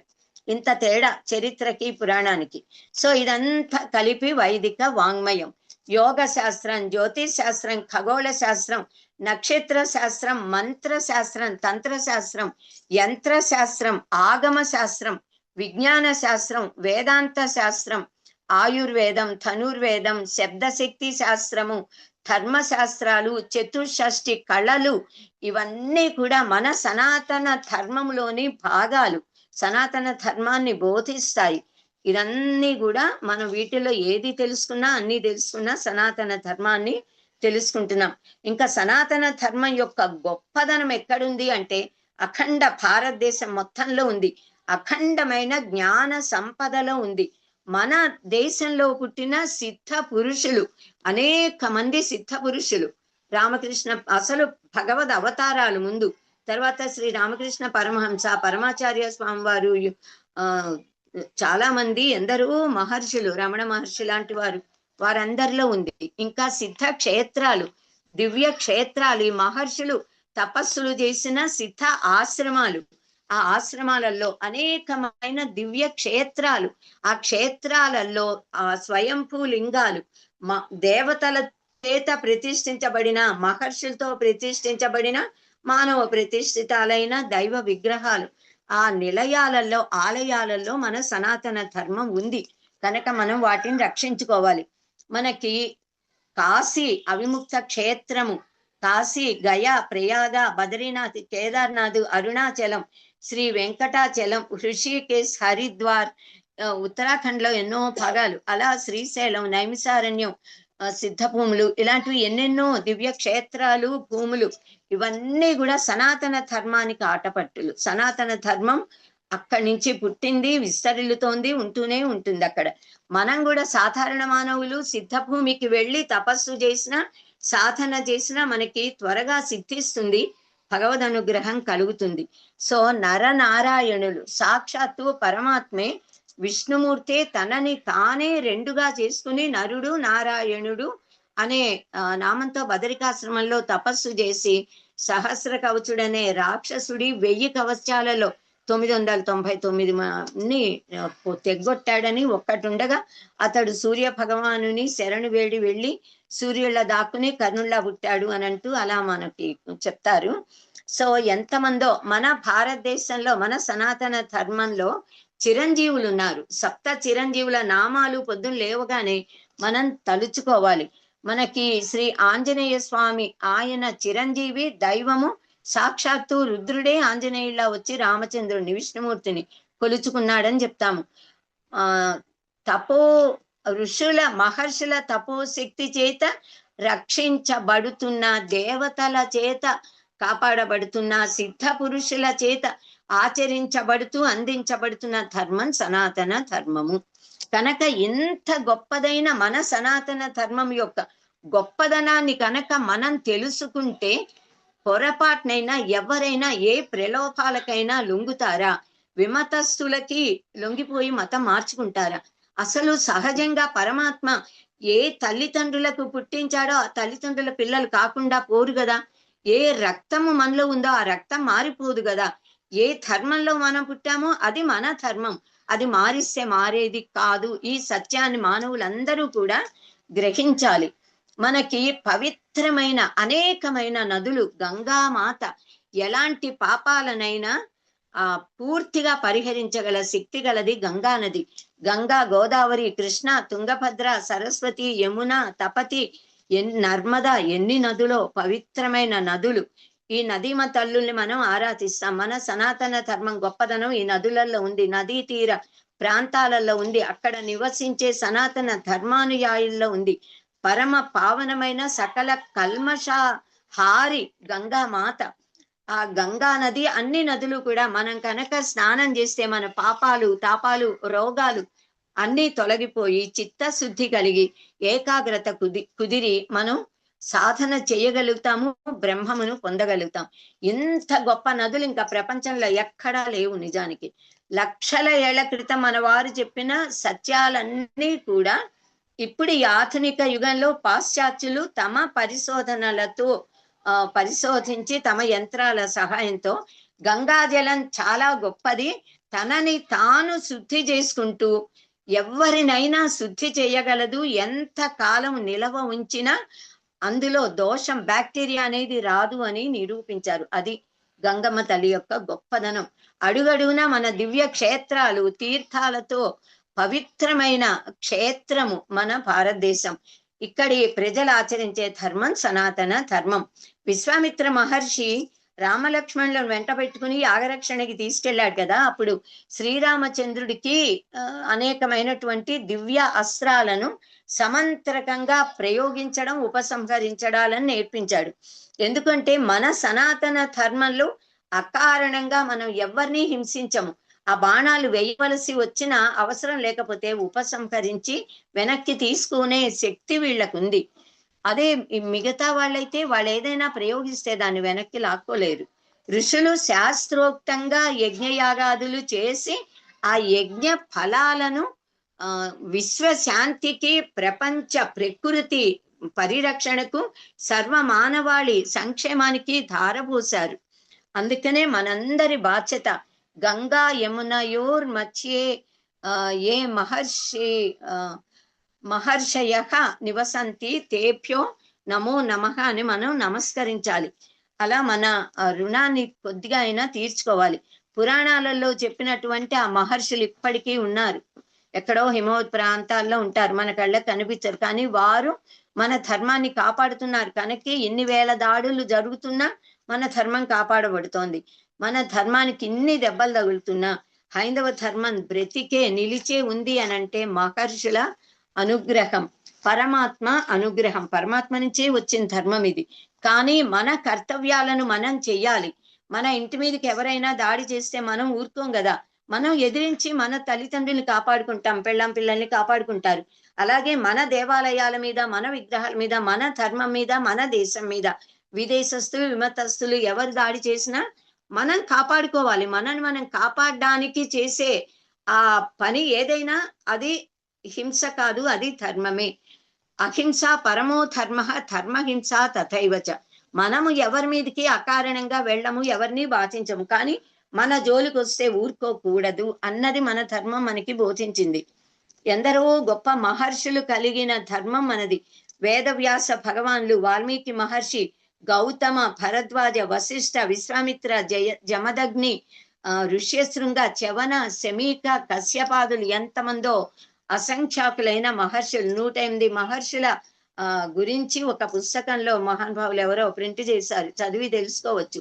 వారి తపోబలంతో వారు సర్వమానవాళ్ళని కాపాడుతున్నారు, మన ధర్మాన్ని రక్షిస్తున్నారు. మనకి జగద్గురువులు శ్రీ ఆదిశంకర భగవత్పాదులు, రామానుజాచార్యులు, మధ్వాచార్యులు, వల్లభాచార్యులు, నింబార్కాచార్యులు, స్వామి విద్యారణ్య, రమణ మహర్షి, పరమాచార్య స్వామి వారు, సమర్థ రామదాసు గురువు గారు, సద్గురువులు, అలాగే శ్రీ రామకృష్ణ పరమహంస, స్వామి వివేకానంద, ఇలాంటి వాళ్ళందరూ ఒకరి తర్వాత ఒకరుగా ఎప్పుడెప్పుడు అవసరమైతే యదా యదాకి ధర్మస్య గ్లానిర్భవతి భారత అన్నట్టుగా ఎప్పుడు అవసరమైతే అప్పుడు మహానుభావులు ఉద్ధరించి మన ధర్మాన్ని, మనని కాపాడుతున్నారు. సో ఇలా సనాతన ధర్మాన్ని ఆ పరమేశ్వరుడే ఆదిశంకర్లలా వచ్చి సనాతన ధర్మాన్ని పునరుద్ధరించి రక్షిస్తాడని స్కాంద పురాణంలో చెప్పారు. మన రుద్ర నమక చమకాలు అక్కడ ఉంది, చాలా మంది చాలా చోట్ల చెప్పారు. సో అలాగే ఇప్పటికీ ఎప్పటికీ కూడా మన సనాతన ధర్మానికి పెద్ద రక్ష ఎవరు అంటే మన జగద్గురు పరంపర, 5 మఠముల పీఠముల జగద్గురు పరంపర, వారి పాద పద్మాలకు మనమందరం కూడా శరణు కోరి ప్రణతులు సమర్పించాలి. ఇంకా 5వ పాయింట్, అసలు ధర్మము అంటే ఏమిటి, ధర్మం అంటే ఏమిటి అన్న దాని గురించి నిశితంగా పరిశీలించి మనం వివేచన చేసి తెలుసుకోవాలి. ధర్మం అంటే ఏమిటి అన్నదాన్ని మహర్షులు అనేక దృక్కోణాలలో చెప్పారు.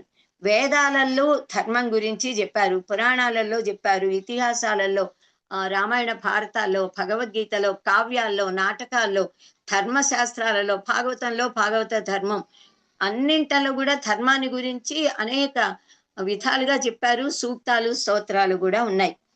ధర్మము అనే పదము ధృ, ధర, ధరించు అనే ధాతువు నుంచి ఏర్పడింది.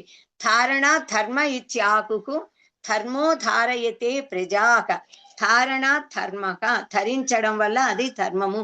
అంటే దేని వలన, ఏ శక్తి వల్ల ఈ విశ్వమంతా ఇలా నిలిచి ఉందో, మానవ జాతి సంఘటితంగా ఉండి రక్షింపబడుతోందో, ఒక వ్యవస్థ అనేది ఉండి ఆ వ్యవస్థ చిన్నం కాకుండా, భిన్నం కాకుండా మానవాళి మనగలుగుతోందో దానిని ధర్మము అని అంటారు.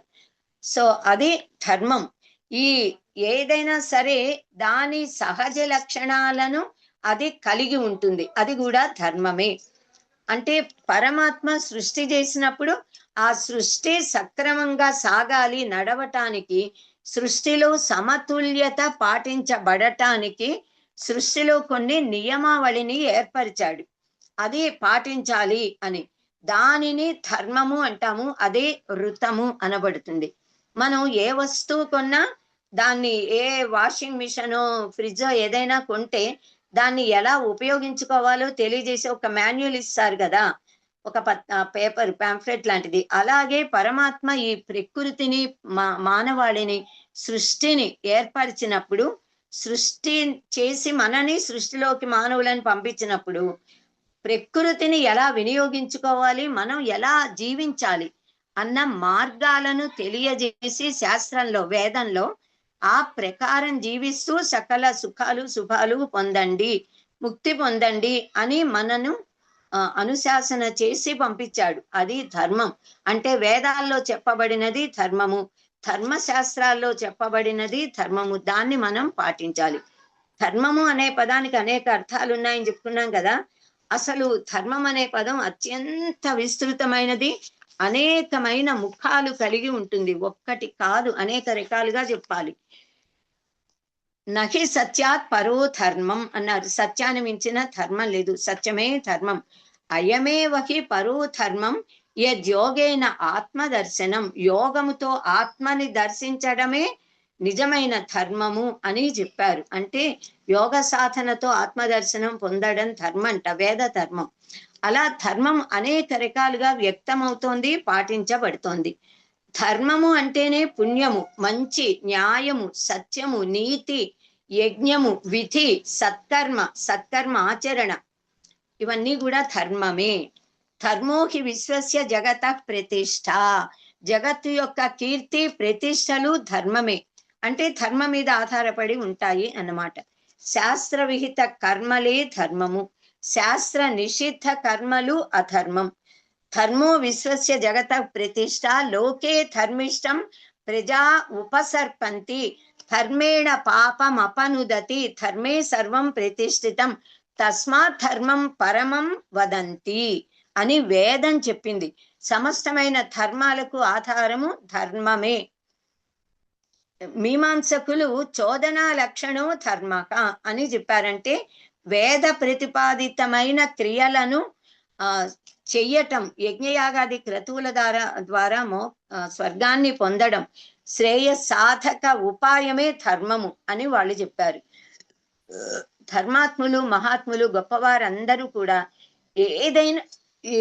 దేన్నైనా త్యాగం చేశారు, కానీ దేన్నైనా వదులుకోవడానికి సిద్ధపడ్డారు, కానీ ధర్మాన్ని మాత్రం వదలలేదు. అలా భౌతికమైన సర్వవిధ భోగాలను త్యజించారు, కానీ సత్యాన్ని, ధర్మాన్ని మటుకు వదలలేదు. సత్య హరిశ్చంద్రుడు గాని, శిబి చక్రవర్తి, రంతి దేవుడు, బలి చక్రవర్తి, ధర్మరాజు, నలమహారాజు, ఎంతమందో మనకి ఉదాహరణలు. ఎందుకంటే ప్రాపంచిక సుఖభోగాలన్నీ నశ్వరాలు, దుఃఖ సమ్మిశ్రితాలు, అశాశ్వతాలు. ధర్మం ఒక్కటే శాశ్వతం, ధర్మ ఫలం ఒక్కటే శాశ్వతం. అసలు ధర్మాన్ని ఎందుకు పాటించాలి అంటే వస్తు ధర్మాలను తెలుసుకుని వాడుకుంటే వాటి ప్రయోజనాలను ఎలా పొందగలుగుతున్నాము. అలాగే సృష్టి ధర్మాన్ని, ప్రకృతి ధర్మాన్ని కనుక మనం తెలుసుకుని ప్రకృతిలో కనుక వ్యవహరించినట్లయితే మనం ఈ ప్రపంచంలో ఆనందంగా జీవించగలుగుతాము. అన్ని సుఖాలు అనుభవించి శాశ్వత సుఖాన్ని కూడా పొందుతాం. ధర్మజ్ఞులైన పురుషులు ధర్మమునకు బాధ చేయు, ధర్మమునకు కీడు చేయు, ధర్మమునెందున్ ధర్మముగా మది దలపరు, ధర్మమే సర్వంబునకు హితంబుగా వలయున్ అని చెప్పారు భారతంలో. ధర్మాత్ సంజాయతే హ్యర్థో, ధర్మాత్ కామోభిజాయతే, ధర్మ ఏవ అపవర్గాయ, తస్మాత్ ధర్మం సమాచరేత్. ధర్మము వల్లే అర్థము, కామము, మోక్షము కూడా వస్తున్నాయి కనుక ధర్మాన్నే ఆచరించండి అని చెప్పారు. సో ధర్మం వల్ల అర్థము అంటే ధనము, అర్థము అంటే ప్రయోజనము. ఏ కార్యం చేసినా కార్యం యొక్క ఫలము, ప్రయోజనం అనేది మనకు రావాలి. ఆ ప్రయోజనాన్ని అర్థము అంటాము. అర్థము అంటే ధనము. ధనం లేకపోతే కూడా ప్రపంచంలో బ్రతకడం కష్టం, ఏ సుఖాలని పొందలేము, కనుక ధనం కావాలి. కానీ ధర్మము, మోక్షము అన్న రెండింటిని ఇటు అటు పెట్టి మధ్యలో అర్థము, కామము అన్న వాటిని మన మహర్షులు పెట్టి ధర్మ, అర్థ, కామ, మోక్షములు 4 పురుషార్థములు, వీటిని మీరు సాధించండి. ధర్మముతో అర్థాన్ని సాధిస్తూ కామాన్ని పొందుతూ మోక్షము పొందడానికి ప్రయత్నించండి అని మనను ఆదేశించారు.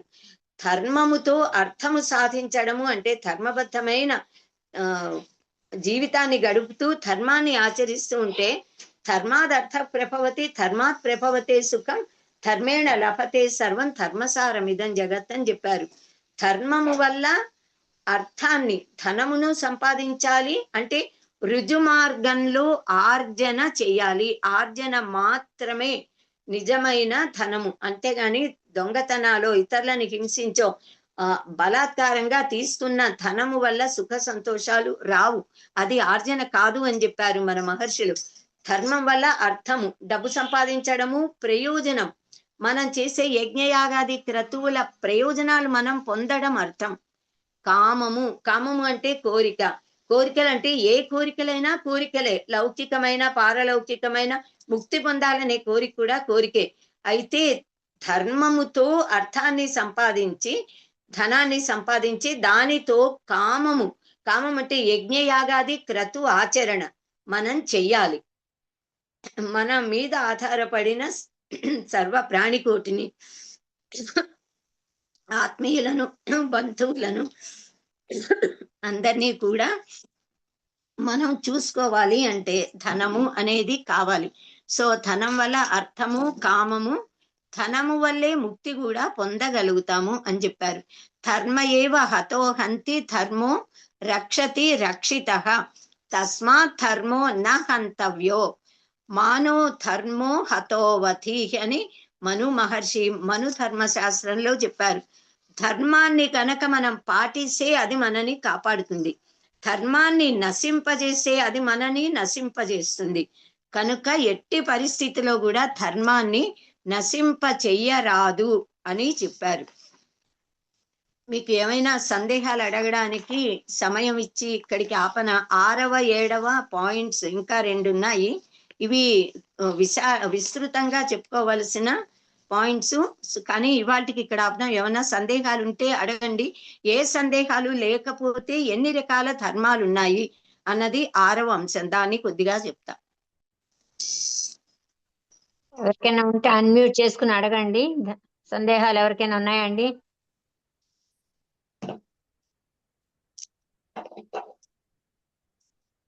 అన్మ్యూట్ చేసుకుని అడగండి.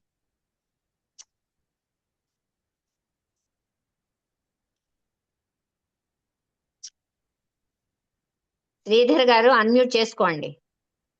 నమస్కారం. మీరు మీరు మీరు గంగా ప్రవాహంలో ఆ ప్రవాహం చూస్తుంటే మేము దాంట్లో పూర్తిగా లీనమైపోయాం తల్లి. కానీ చిన్న అంటే దహరాకాశం అన్నారు, అంటే అది మనస్సా ఏంటి నాకు అర్థం కాల, అది ఒక్కటే అర్థం కాదు. కాదు, దహరాకాశం అంటే మన హృదయ గుహ అని అంటామే.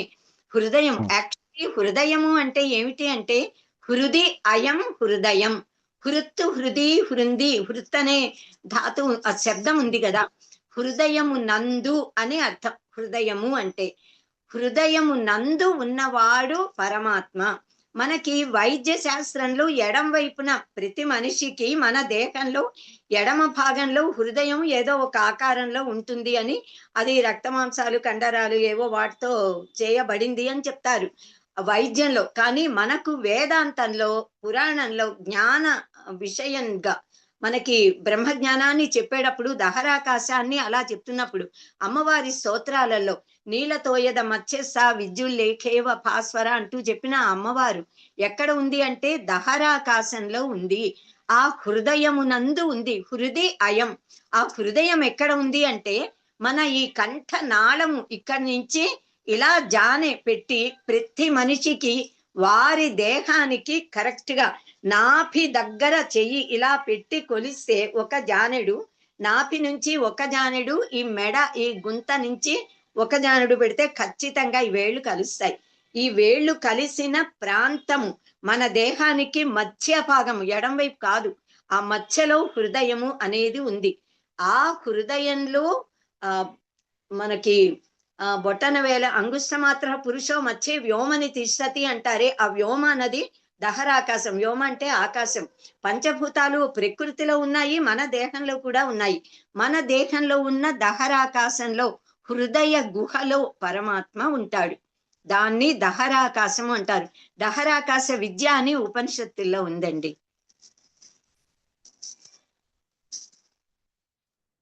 ఇంకెవరికైనా ఉన్నాయండి సందేహాలు? ఎవరికైనా ఉన్నాయా అండి?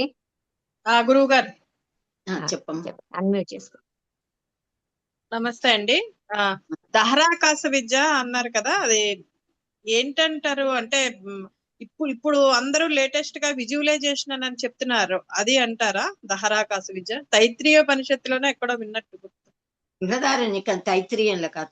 అంటే అన్ని ఉపనిషత్తుల్లోనూ విద్యల గురించి చెప్తారు. ప్రతి ఉపనిషత్తు పరబ్రహ్మమును గురించే చెప్తుంది.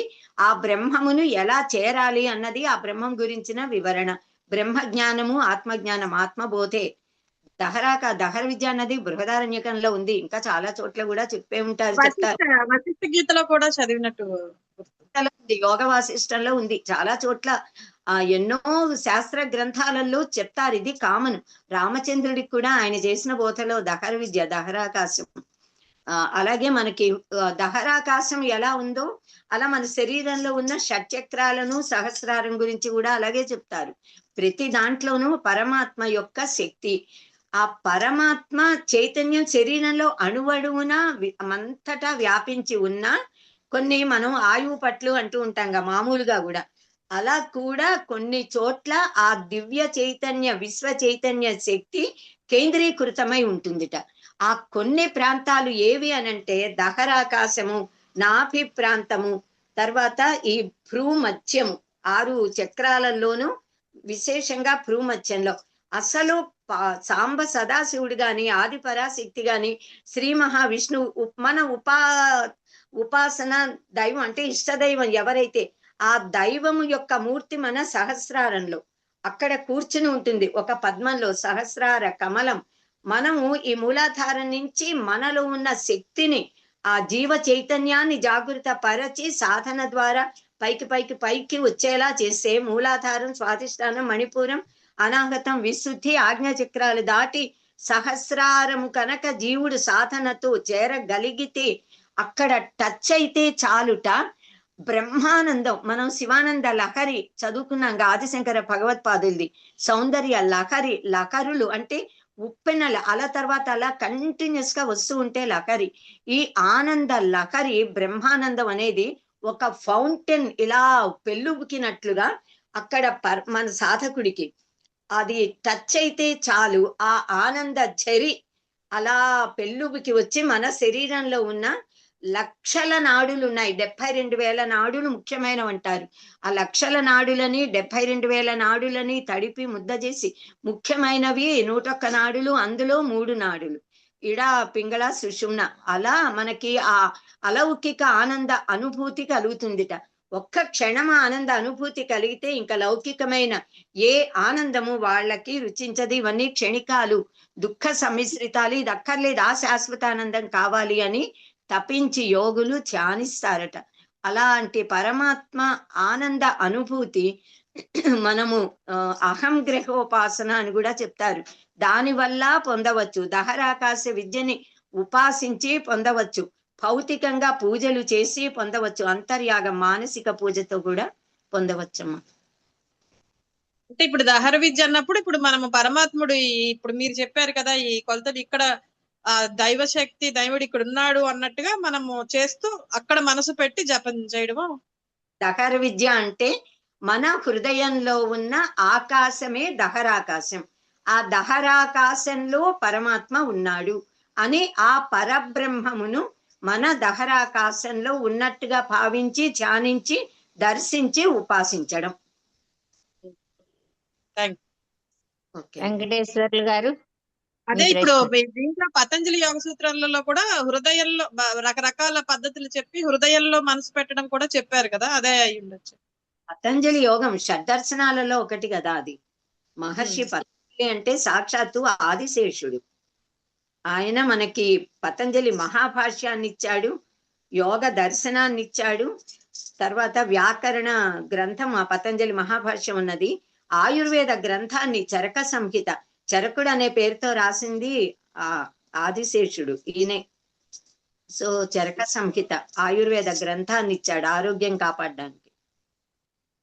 అది కూడా పతంజలి గారి అదే అంటే ఆదిశేషుడు యొక్క అవతారమేనా? ముగ్గురు ఆదిశేషుడే ఈయనే 3 రచనలు చేశారు పతంజలి మహర్షి. యోగ దర్శనాన్ని ఇచ్చిన పతంజలి మహర్షి మహాభాష్య పాణిని రాసిన వ్యాకరణ గ్రంథానికి మహాభాష్యం రాశారు, వ్యాకరణాన్ని జ్ఞానాన్ని ఇచ్చారు. యోగ దర్శనంతో చిత్తస్య మలస్య శ్లోకం ఆయన కీర్తించేది. అలాగే ఆ పదం వేద గ్రంథంతో శారీరక ఆరోగ్యం, మానసిక ఆరోగ్యం, శారీరక ఆరోగ్యం, వాక్ శుద్ధి, మంచి మాటలు మాట్లాడడం అన్నిటినీ ఇచ్చారు ఆయన. Thank you. హలో, హరి ఓం, చెప్పండి. నమస్కారం అండి, నేను వెంకటేశ్వర్లు మాట్లాడుతున్నా. ఈ ప్రోగ్రామ్ సనాతన ధర్మం ఈ తెలుగులో స్టార్ట్ ఆల్మోస్ట్ 2 months కావస్తున్నది. ఇవాళ మీరు కన్సాలిడేటెడ్గా చేసి సనాతన ధర్మం గురించి అసలు బేసిక్స్ ఏమి నాకు అంత ఐడియా లేని వాడు నాలాంటి వాళ్ళకి చాలా ఉపయోగపడుతున్నది. కానీ ఒక విషయం, ఈ మీరు చెప్పింది, మీరు ఏమైనా పుస్తకం ఏమైనా రాశారండి? ఉందా మార్కెట్లో? గ్రంథమే రాసాం, ఎన్నో చాలా ఏళ్ల క్రితమే మన వేద సంస్కృతి సమితి వారు మన శ్రీ ఆకళ హేమకాంత ప్రభాకరరావు మహోదయులు ఆయనే ఉపనయనం విడిగా అంటే అన్ని అంతరార్థాలు రాశాను, ఘట్టాలును, వివాహంది విడిగా, సంస్కారాలు విడిగా, సనాతన ధర్మం మొత్తం 580 పేజీలు 70 పేజీలో అది మొత్తం ఒక గ్రంథంగా ప్రింట్ చేయాలని సంకల్పించారు, కానీ రాలేదు. తర్వాత ఏదో సివి రావు గారిని ఆయన షోడశ సంస్కారాలలో ఒక 4 సంస్కారాలు తీసుకుని ఆయన మనీతో డబ్బుతో ఆయన ప్రింట్ చేశారు. సనాతన ధర్మం బుక్ మొత్తం రావడానికి చాలా డబ్బు ఇచ్చారు కూడా, మన వేద సంస్కృతి సమితి దగ్గర ఉంది అది. ఆ టైం రావాలి అంతే. అంటే బుక్ ఇంకా రాలేదు అన్నమాట, మార్కెట్ లో లేదు ఇంకా బుక్ కన్సాలిడేటెడ్ అవ్వాలి. ఇప్పుడు నేను చెప్పిన అన్ని అందులో ఉంటాయి ఆటోమేటిక్ గా కదా. చాలా బాగుందండి, మేము చాలా ఎంజాయ్ చేస్తున్నాం. ఇవాళ చెప్పిన విషయాలు ఎన్నో విషయాలు తెలుసుకున్నాం. చాలా చాలా బాగుంది. ధర్మార్థ కామ మోక్షాల గురించి మీరు ఇచ్చిన విశ్లేషణ చాలా అద్భుతం, చాలా బాగుందండి. సంతోషం. Thank you. గురుగారు నమస్కారం. ఎవరికైనా ఉన్నాయండి? ఓకే, నమస్తే అండి. విజయభాస్కర్ గారు అడగండి. వినబడుతున్నా నా వాయిస్? వినిపిస్తోంది. Okay okay. ముందు మీకు చాలా ధన్యవాదాలు చెప్పాలండి. మా చిన్నప్పుడు మా నాన్నమ్మ గారు మమ్మల్ని సాయంత్రం భోజనం అయ్యాక పక్కలు వేసుకుని చెప్పేవాళ్ళు భారతం, రామాయణం. అసలు నాకు ఆ రోజు బాగా గుర్తుకొస్తున్నాయి ఇప్పుడు. మీరు చెప్పే విధానం చాలా బాగుంది. మాకు అదృష్టం అసలు ఇట్లా మళ్ళీ ఇలా ప్రవచనం మీ ద్వారా ఇలా వింటాం. అయితే ఇక్కడ నాకు ఒక 2 ప్రశ్నలు ఉన్నాయండి. ఒకటి తర్వాత ఒకటి అడగండి. వినబడుతుందన్నమాట? వినబడుతోంది, అడగండి. హలో, అడగండి. ఒకటి, ఇప్పుడు మనకి ఈ మనుషులంతా మన్వంతరం అంటే మన మనువు నుంచి వచ్చిన వాళ్ళు, అంటే వాళ్ళ సంతతి అని చెప్పారు కదా. అయితే ఇక్కడే మరి వర్ణం విభజించారా ఎట్లా? ఒకటి. ఒకటి అడగండి. ఇప్పుడు మనువులు అంటే మానవులు, మనమందరం మానవులము. మనువు ఒక మూల పురుషుడు ఉండాలి కదా. పరమాత్మే మూలము. పరమాత్మ నుంచి బ్రహ్మదేవుడు, బ్రహ్మదేవుడు నుంచి సూర్య భగవానుడు, సూర్య భగవాను నుంచి మనువులు. ఆ మనువులలో మొదటి మనువు యొక్క సంతానం, వాళ్ళ పిల్లలు మనమంతా వాళ్ళ పిల్లలమే. ఇలా మానవులము. అందుకే మనువు సంతతి కనుకే మనం మానవులము.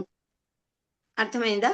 తర్వాత మీరేమని అడిగారు ఇప్పుడు ఇందులో? ఇంకొకటి వర్ణం ఇప్పుడు చాతుర్వర్ణం మయాకృతం అని చెప్పారు కదా. ఆగండి. వర్ణ వ్యవస్థ పరమాత్మ సాక్షాత్తుగా పరబ్రహ్మమే, భగవంతుడే, దేవుడే చేశాడు గాని వర్ణ వ్యవస్థ మానవులు చేసింది కాదు. వర్ణాశ్రమ ధర్మాలు పురుష సూక్తం వేదంలోది కదా. ఋగ్వేదం 10వ మండలంలో 90వ సూక్తము పురుష సూక్తం. అంటే పరబ్రహ్మనే పురుషుడిగా, ఆ పురుషుడంటే ఒక మనిషికి దేహము, ముఖం ఉంది, కాలు చేతులు అన్ని ఉన్నాయిగా. ఈ ప్రకృతి మొత్తం విరాట్ స్వరూపం వర్ణించారు. అందులోనే బ్రాహ్మణోస్య ముఖమాసీత్ బాహు రాజన్య కృత ఊరు తదస్య యద్వైశ్య పద్భ్యాగం శూద్రో అజాయత చంద్రమా మనసో జాత చక్షో సూర్యో అజాయత ఇంద్రస్య అగ్నిశ్చ ప్రాణాద్వాయురజాయత. ఇలా మొత్తం సృష్టి అంతా, ప్రకృతి, నక్షత్రాలు, గ్రహగోళాలన్నీ ఆ విరాట్ పురుషుడికి మూలమైన పరబ్రహ్మము. ఆయన యొక్క ఏ భాగాలలోంచి ఎవరొచ్చారో అలా చెప్పి బ్రాహ్మణ, క్షత్రియ, వైశ్య, శూద్రులు అని మానవుల గురించి చెప్పారు. అందులో పురుష సూక్తంలో పరమాత్మ చెప్పాడు. అంటే భగవంతుడిచ్చిన దానికి మన వాళ్ళు విమర్శలు చేస్తే ఎలా, వీళ్ళు అర్థం చేసుకోవడంలో లోపం ఉండి ఆ బ్రాహ్మణుల మీద మిగతా 3 వర్ణాల వారికి వర్ణము మంది. ఇది కుల వ్యవస్థ కాదు.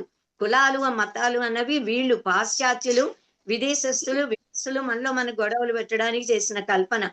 మన పరమాత్మ ఇచ్చింది కేవలం వర్ణ ధర్మాలు, ఆశ్రమ ధర్మాలు, చతురాశ్రమాలు. మానవ జీవితాన్ని 4 ఆశ్రమాల కింద విభాగం చేశారు. అలాగే మానవులందరూ కూడా ఇప్పుడు ఒక ఇల్లు నడవాలి అంటే ఇంట్లో అమ్మ, నాన్న, పిల్లలు ఉంటారు, కొడుకులు, కూతుళ్ళు, వీళ్ళు వాళ్ళు.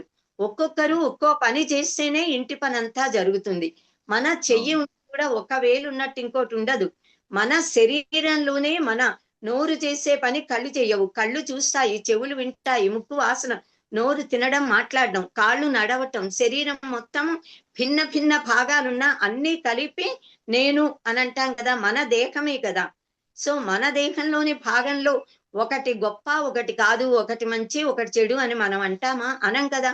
అలాగే 4 వర్ణాల వారు కూడా ముఖము పరమాత్మ ముఖంలోంచే బ్రాహ్మణులు వచ్చారు, లేదా బ్రాహ్మణులు ముఖము. ముఖం అంటే నోరు. మన తెలుగులో ముఖం అంటే మొత్తం ముఖమండలం. సంస్కృత భాషలో ముఖము అంటే నోరు, ముఖ యంత్రం. నోట్లో నుంచే పదాలు వస్తాయి కదా, ఆ వాక్కులు, మాటలు, ఆ జ్ఞానము. వాళ్ళు జ్ఞానాన్ని సంపాదించుకునే జ్ఞానాన్ని బోధిస్తారు కనుక బ్రాహ్మణులు. బ్రాహ్మణం అంటేనే వేదం, బ్రహ్మము అంటేనే మంత్రం అని చెప్పారుగా, కనుక బ్రాహ్మణులు. అది చదివే వాళ్ళు, అధ్యయనం చేసి వారి నిస్వార్థంగా వాళ్ళు కష్టపడి, నాతో బ్రాహ్మణస్య దేహో సుఖాయ కల్పతే అంటారు. బ్రాహ్మణుడి దేహం సుఖం కోసం కాదు. అందరూ హాయిగా లేటుగా నిద్ర లేచినా, పనులు చేసి చేయక ఎలా ఉన్నా, బ్రాహ్మణుడు సూర్యోదయానికి ముందు బ్రాహ్మీ ముహూర్తంలో లేవాలి. తాను స్నానాధికాలు చేసి సంధ్యావందన జపతపాలు చేసి ఆ తపస్సు ఫలాన్ని, పుణ్యఫలాన్ని లోక శ్రేయస్సుకి ధారపోయాలి, ప్రజలకి హితవు చెప్పాలి. మరి ఈ బాధ్యత ఒక్కొక్కరికి ఒక్కో బాధ్యత. ఈ బాధ్యతలు కూడా పురాణాల్లో, శాస్త్రాలలో వాళ్ళు క్లియర్ గా చెప్పారు, వేదంలోనే చెప్పారు. బ్రాహ్మణ ధర్మాలు ఏమిటి, క్షత్రియుల ధర్మాలు, క్షాత్ర తేజస్సు, భుజ బలం. భుజాలలోంచి క్షత్రియులు వచ్చారు అని అంటే అది అవమానం కాదుగా. భుజాలతోనే మనం ఎవరైనా మీద పడితే చెయ్యి అడ్డు పెడతాం అప్రయత్నంగా. మన భుజ బలం రాజుల్ని కీర్తించిన దోర్దండ అనంటూ వారి భుజబలాన్ని కీర్తిస్తారు. అనవేమ మహీపాల స్వస్యస్తు తవ బాకవే ఆకవే రిపు దోర్దండ చంద్రమండల రాకవే. భుజబలాలనే కదా కీర్తించేది, బాహుబలం. కనుక సంఘంలో ఉన్న సర్వమానవులకి రక్షణ క్షత్రియులు కల్పించాలి, రాజులు. అలాగే మన ఇంట్లో ఎవరైనా వస్తే పెద్ద కొడుకు నిలబడతాడు ఇంటి రక్షణకి, తల్లిదండ్రులు గాని, ఆ అక్క చెల్లెలు, అన్నదమ్ములని, అలా ఎవరో ఒకళ్ళు ఉండాలి. అలాగే బయటకు వెళ్ళి సామాన్లు తేవడం. అలా ఊరు తదస్య యద్వైశ్య అని అన్నారు. వైశ్యులు అనంటే వణిగ్వరులు, వ్యాపారం. వ్యాపారస్తులు లేకపోతే అసలు వస్తు వినిమయం ఎలా వస్తుంది? పంటలు పండించాలి, కృషి, గోరక్ష, వాణిజ్యం, అవి వీరి యొక్క ధర్మాలు అని చెప్పారు, వణిగ్వరులవి. మరి వాళ్ళు పంటలు పండించి దాన్ని ఏ ఏ ప్రాంతాలలో ఎంతమంది మనుషులు ఉంటారు, ఎంత వస్తువులు ఎక్కడ ఎలా ఇవ్వాలి, అదంతా తెలిసిన నైపుణ్యం కలవారు ఆ పని వాళ్ళు చేశారు. ఇంకా పద్భ్యాగం శూద్రో అజాయిత అనగానే వీళ్ళందరికీ కోపాలు ఆశ్చర్యకరంగా.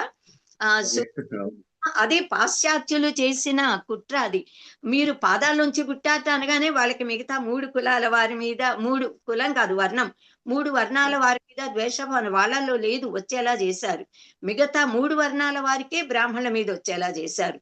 నిజానికి అందరూ హాయిగా కలిసి ఉన్నంత కాలం, సనాతన ధర్మం రక్షింపబడుతున్నంత కాలం భారతదేశం మొత్తం ప్రపంచ మానవులందరూ శాంతితో ఉన్నారు. పద్భ్యాగం శూద్ర అజాయిత అనంటే పాదాలు ఎంత గొప్పవి అనంటే, శరీరం మొత్తంలో నిజంగా ఒక మనిషికి అత్యంత శక్తివంతమైనవి కేవలం పాదాలే.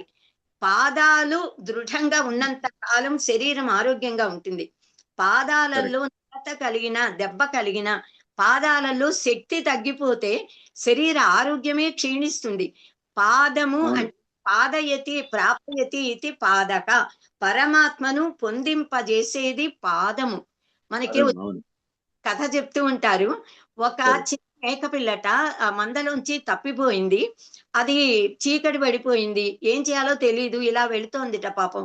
దానికి సింహపు కాలి అడుగులు కనిపించాయట.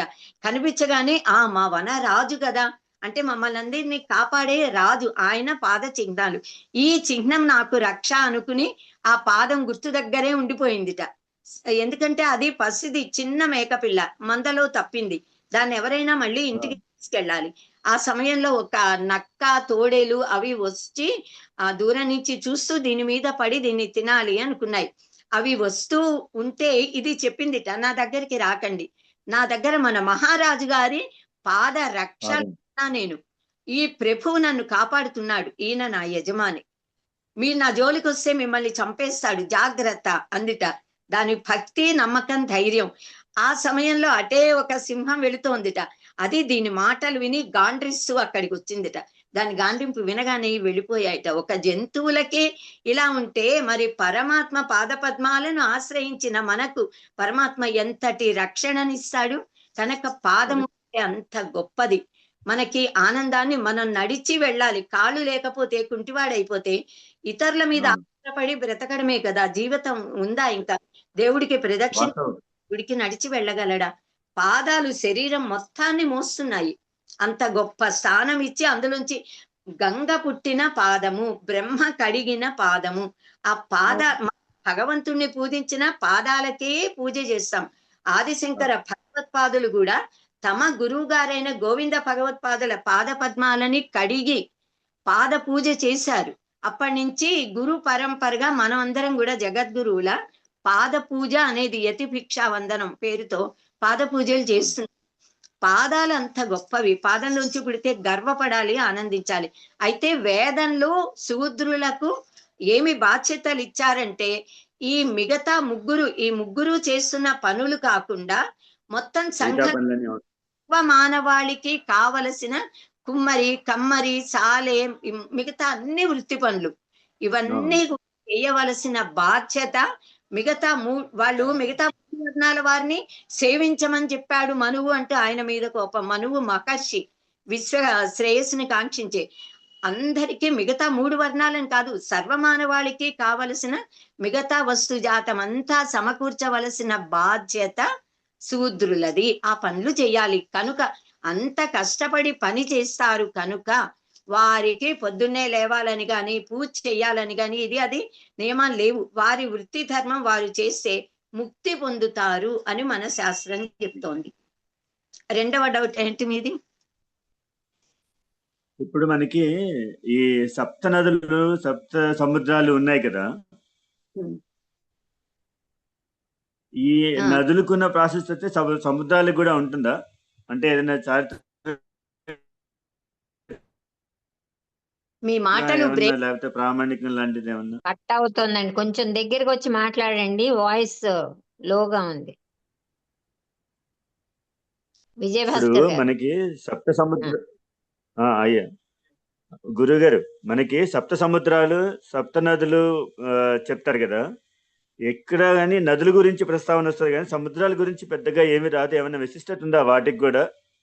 అన్ని సముద్రాలకి విశిష్టమైన శక్తి ఉంది, ఘనత ఉంది. పురాణాలు చదవండి, మీకు సప్త సముద్రాల గురించిన ప్రస్తావన ఉంటుంది. మనం ఎక్కడ పెళ్లిళ్ళు జరిగినా, కళ్యాణాలు, దేవతామూర్తుల విగ్రహ కళ్యాణాలు జరిగినా కూడా అందులో చదివే ఒక పెద్ద ప్రవరలాగా చదువుతారే. సప్త సాగరాల గురించి కూడా అందులో ఉంటుంది. కల్ప వృక్షాల గురించి ఉంటుంది. సప్త ద్వీప అన్నింటిని గురించిన ప్రస్తావన ఉంది. అన్ని సముద్రాల గురించి ఉంది. సముద్రానికే కదా వారధి కట్టి అవతలి ఒడ్డుకి వెళ్ళాడు కదా శ్రీరామచంద్రుడు రావణాసుడిని చంపడానికి. సాగరుడు, సగర చక్రవర్తి తనయులు తవ్వడం వల్ల వచ్చింది సాగరం.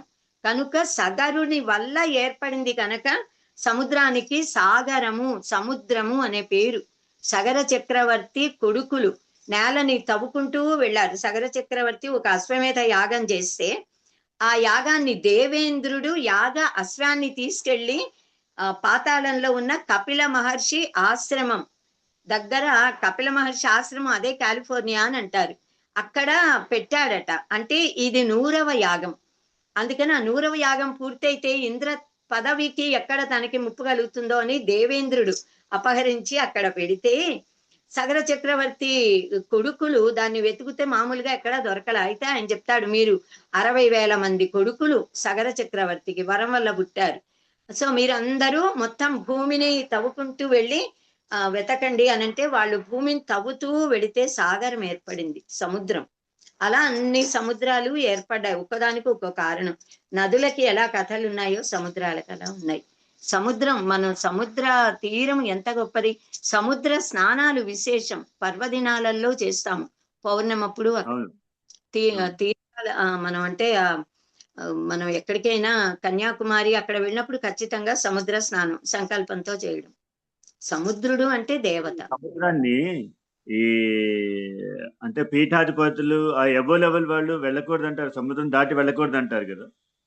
అసలు మామూలుగా మన సనాతన ధర్మంలో పూర్వకాలం నుంచి ఉన్న భావన ఏంటి అంటే ఎప్పుడూ కూడా ఆ నీరు జలము దాటి అవతలికి వెళ్ళకూడదు. సముద్ర ప్రయాణం చేసి ఇప్పుడు విభాగమైంది. ఒకప్పుడు చుట్టూ సముద్రాలుండి మొత్తం భూమి ఉండేది, కానీ తర్వాత విభాగం అయ్యాక ఒక భావనలో అన్నమాట సముద్రాన్ని దాటి అవతలికి వెళితే అక్కడ ఆచార వ్యవహారాలు పద్ధతులు భిన్నంగా ఉంటాయి. మన ఈ అత్యంత పవిత్రమైన ధర్మభూమి, కర్మభూమి, దేవభూమి మనది. ఇక్కడ ఉన్న ఈ మడి ఆచారము పవిత్రత అక్కడ ఉండదు. కనుక అపవిత్రులవుతారు, సముద్రం దాటి వెళ్ళొద్దు అంటారు. ఎందుకంటే అక్కడ పాశ్చాత్యులు వాళ్ళు మద్య మాంసాదులు సేవిస్తారు, నియమబద్ధ జీవితం ఉండదు. అలా కారణాలు అవే. అందుకని సముద్రం దాటి వెళ్ళకూడదు అనేవాళ్ళు. థ్యాంక్ యూ సో మచ్ అండి.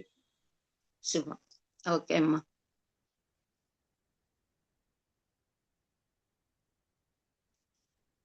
ఇంకా ఉన్నాయండి ఎవరికైనా సందేహాలు? లేదు అంటే ప్రార్థన చేసుకుందాం. ఝాన్సీ గారు మీరు ప్రార్థన చేస్తారా? హిమబిందు గారు మధ్యలో వెళ్ళిపోతానన్నారు. ఝాన్సీ ప్రసాద్ గారు ఓకే, చేస్తాను మేడం. మీరు ప్రార్థన చేయండి, జనగణమన పాడు చేశాక కంటిన్యూటీ జరగండి. లేకపోతే నేను చేస్తాను జనగణమన. ఏమన్నా చేసేస్తా. ఓం ఓం స్వస్తి ప్రజాభ్య పరిపాలయంతాం న్యాయేన మార్గేణ మహీం మహీస గోబ్రాహ్మణేభ్య శుభమస్తు నిత్యం. లోకా సమస్తా సుఖినో భవంతు. కాలే వర్షతు పర్జన్యః పృథివీ సస్యశాలిని. దేశోయం క్షోభరహితో. బ్రాహ్మణాः సంతు నిర్భయాः. అపుత్రాः పుత్రిణः సంతు. పుత్రిణः సంతు పౌత్రిణः. అధనాः సధనాः సంతు. జీవంతు శరదాం శతం. సత్యం వద ధర్మం చర. స్వాధ్యాయాన్ మా ప్రమదః. సర్వే భవంతు సుఖినః. సర్వే సంతు నిరామయాః. సర్వే భద్రాణి పశ్యంతు. మా కచ్చిత్ దుఃఖభాగ్ భవేత్. ఓం శాంతి శాంతి శాంతి. ఓం పూర్ణమదః పూర్ణమిదం పూర్ణాత్ పూర్ణముదచ్యతే పూర్ణస్య పూర్ణమాదాయ పూర్ణమేవావశిష్యతే. ఓం శాంతి శాంతి శాంతి. సర్వే జనా సుఖినో భవంతు. స్వస్తి. సర్వే జనా సుఖినో భవంతు. ధన్యవాదాలు ఝాన్సీ ప్రసాద్ గారు. ఓం జనగణమన అధినాయక జయ హే భారత భాగ్య విధాత. పంజాబ సింధు గుజరాట మరాఠ ద్రావిడ ఉత్కల వంగా. వింధ్య హిమాచల యమునా గంగా ఉచ్చల జలధి తరంగా. तव शुभ नामे जागे तव शुभ आशीष मागे. गाहे तव जय गाथा. जनगण मंगल दायक जय हे भारत भाग्य विधाता. जय हे जय हे जय हे जय जय जय जय हे. जय हिंद.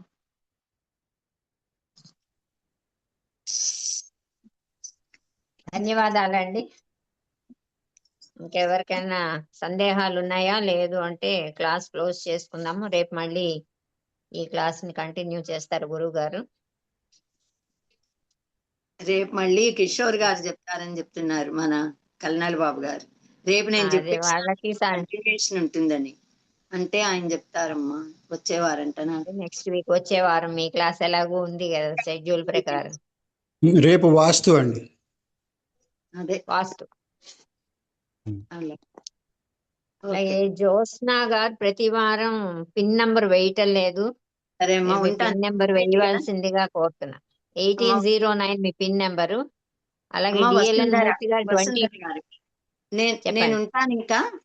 ఓకే, ధన్యవాదాలు గురుగారు. ధన్యవాదాలమ్మా. ధన్యవాదాలు తల్లి. డిఎల్ఎన్ మూర్తి గారు 2020 అని వేస్తున్నారు, మీది 1800. కొంచెం ఈ ఇద్దరు కూడా కరెక్షన్ చేసుకుంటే అటెండెన్స్ కి ఈజీ అవుతుంది. రికార్డింగ్ స్టాప్ చేస్తున్నాను. ఇంకేమైనా డౌట్స్ ఉంటే తర్వాత